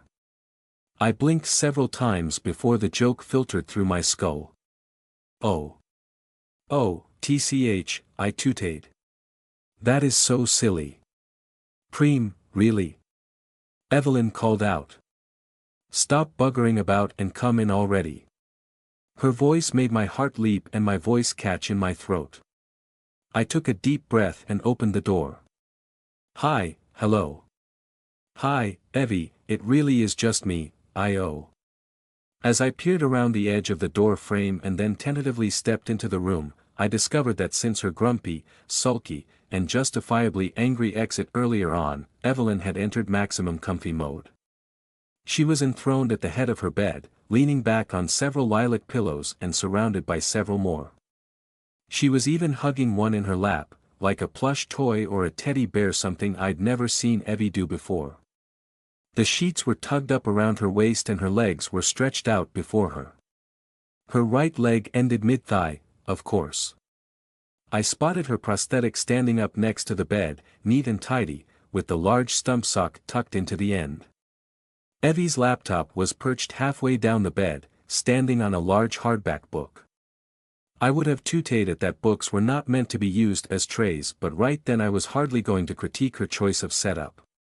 The laptop screen showed that one cartoon about pastel-colored horses, currently paused. Preem was sitting on the opposite side of the bed, on the chair dragged over from the desk, so she could watch the cartoon as well. She was still wearing her full maid outfit, hands folded in her lap. She stared right at me, unreadable milk-colored eyes greeting me in silence. Evie stared at me too, with eyes like battlements loaded with boiling oil. "Heather," she grunted. "Evening. What is it?" Her hair was down in a loose mane of golden blonde, which she didn't tend to do that often. The lamp next to the bed flooded her profile from behind, picking out her little nose and the puppy fat in her cheeks.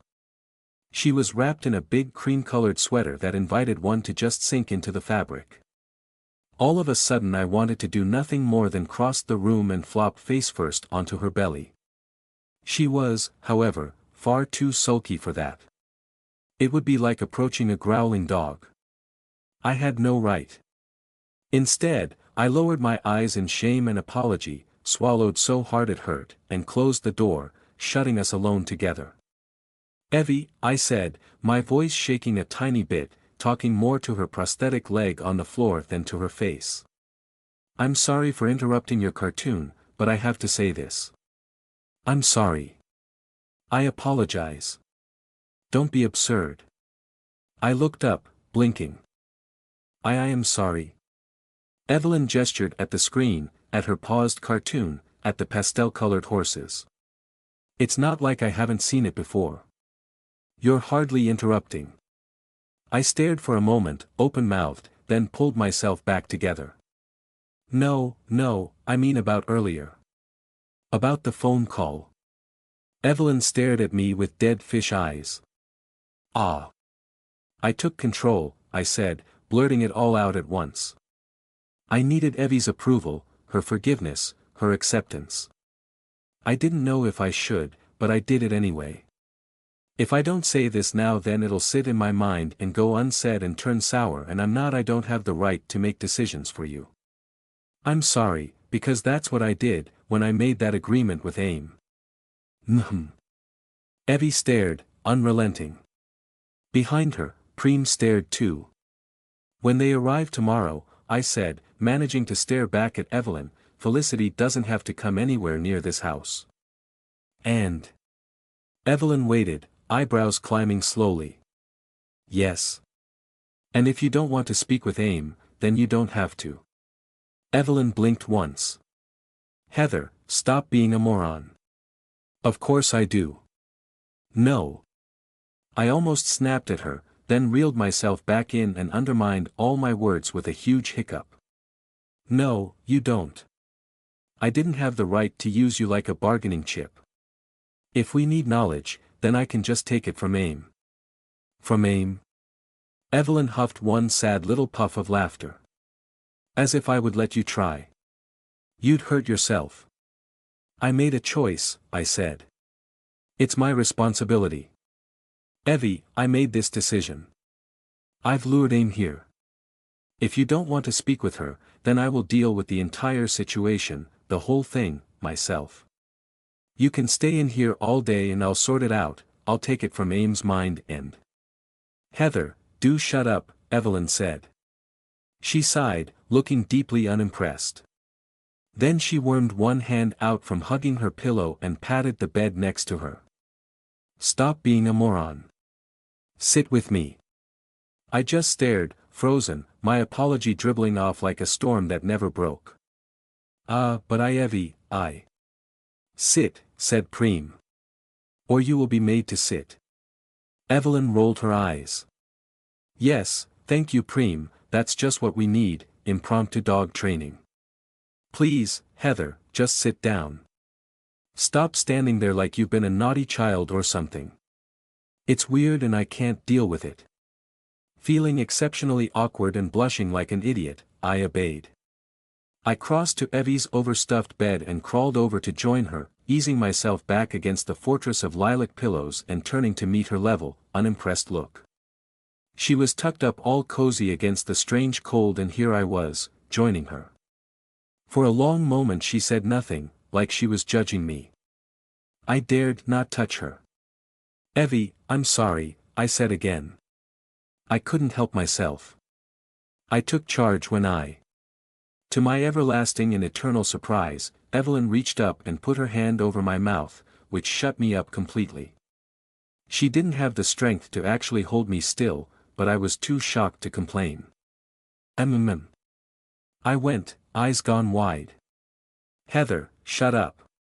I obeyed. Evelyn sighed, squeezed her eyes shut, and then opened them again to glare at me, but not without affection. Heather, I was all prepared to speak with AIM. I was already making that deal. If you apologize again I will slap you. Understand? I nodded. Evelyn removed her hand. I could taste her skin on my lips. Her palm was so soft and cool. But, I said, then raised a hand when Evelyn's frown grew sharp. But you were terrified. I'm still terrified, she said. Oh, Evie. I'll get over it, she grunted. I'll be with you. She's not going to speak with you alone. Yes, well. Evelyn looked away. Point is, I was all prepared to do it anyway. You didn't use me as a bargaining chip. She turned back and shot me a look. Don't be weird about this. I pulled a very awkward smile. Seems like I can't help it sometimes, especially when it comes to you. I was worried I'd used you. Evelyn cleared her throat. Was she blushing slightly? I couldn't tell. Well. Thank you for apologizing then, even if it was completely unnecessary. She reached down and awkwardly patted my hand. So, I took a deep breath and looked around the room, acknowledged Preem, then settled on the brightly colored cartoon horses, paused on the laptop screen. Why did you stomp off earlier, then? If you weren't offended by what I did. Evelyn stared at me like I was a very dull student. Because I don't like the idea of you speaking with that monster all by yourself. Same to you. I've had experience with her. So have I, sort of. For all of about 5 minutes. She wasn't very effective. The better she knows you the worse it gets, Evelyn grunted. I should know. You're not to be alone with that thing either, understand? I nodded with great enthusiasm. Okay. I promise. It's only fair in return. Yes. Evelyn sighed. Heather, please calm down. I can't deal with you like this. Don't be a bloody self-flagellating penitent. Just be you. It's kind of hard. I'm really afraid of hurting you. Well, you haven't. So stop worrying. Thank you for doing this in the first place. Really. My smile felt a touch less awkward. I finally felt myself settle back into the pillows for real. I allowed my leg to touch Evie's through the blankets. Snuggling up together against the chill outdoors. Evie, you don't have to answer this, I mean that, but what did Aim do to you? Evelyn grunted and looked to Preem. Preem stared back. I suddenly wondered if she knew as well, or if this would be news to her. Felicity, she knew my mother, Evelyn said eventually, speaking slowly and carefully, with a hollow space in her voice. You know that already. She didn't spend a lot of time at the estate, but when she did, Aim came with her. Aim is bound, but loosely.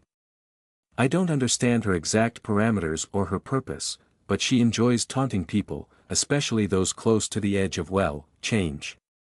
Usually negative change. I did get that impression. When I was a child, long before I met Rain, I knew Aim as a sort of recurring nightmare. Evelyn swallowed. She never hurt me. Never touched me. Never attacked me. Understand? She would just appear and talk. That's all. Evelyn fell silent. Without asking, Preem reached over and touched her mother's arm. I squeezed Evie's hand. Evie sighed, looking deeply uncomfortable. It paled in comparison to anything else from that period of my life. Really? She's nothing. Nothing can still be scary, I said.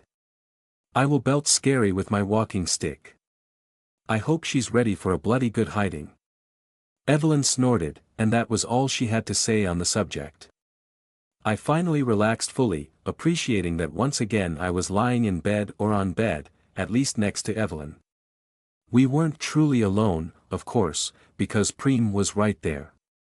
This was no time for clandestine kisses or final and lasting declarations of true love. Especially not if Evelyn was as emotionally vulnerable as I suspected she was right then. Now was time for comfort. I snuggled a little closer, worming a tentacle over her shoulders. She flinched a little before she realized it was only me. So, I said, looking at the paused cartoon on the laptop screen. This is the one with the horses, isn't it? You wanted me to watch this one, didn't you? Ponies, said Preem. Evelyn sighed. Ponies, yes. They're ponies, not horses. Is that an important distinction? I asked. Yes, said Preem. Ponies. Very well then. I almost laughed. We did keep getting interrupted last time we tried to watch cartoons together. Do you want to show me the rest of this one? I'm right here already, after all. Evelyn frowned, suddenly uncomfortable in a whole new way. You won't understand a thing if I just unpause this episode. We'll have to start from the beginning. The characters won't make any sense to you. Okay then. I'm up for trying it, if you are. Please. Evelyn leaned forward to fiddle with the laptop, apparently blushing a bit. Was she really that self-conscious about her choice of cartoons? Where's Rain, anyway? She asked without looking round. She going to interrupt us too? She's in the shower right now, but Rain can wait, for once, I said, feeling a little smug. She can play video games for a couple of hours. Or box jing or something. You and I are going to watch cartoon horses. Ponies, said Preem. Ponies, I agreed. Quite. Evelyn leaned back again, a new video file full screen on the laptop. I took her hand in mine. She cleared her throat and looked very awkward. What would change right now, if I said, I love you? Probably nothing. I love you, Evie. Evelyn sighed and rolled her eyes and nodded. Yes, Heather, I love you too. And it was true.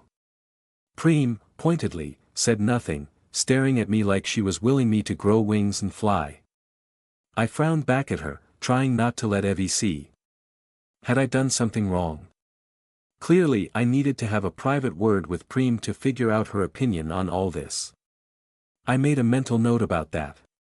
Ready? Evelyn asked. Preem can unpause it for us, when you are. Yes, I said, settling back. The last time I sat in your room like this, it was the night before we went to Carcosa. I smiled and nodded, holding Evie's hand as Preem leaned over to start the cartoon on the laptop. But I couldn't stop thinking about that knife-scratch voice from the phone, about AIM perched on Evie's childhood bed, spinning nightmares of trauma and failure. And I couldn't stop thinking about how we didn't even really know what AIM was. Or what she really wanted with Evie.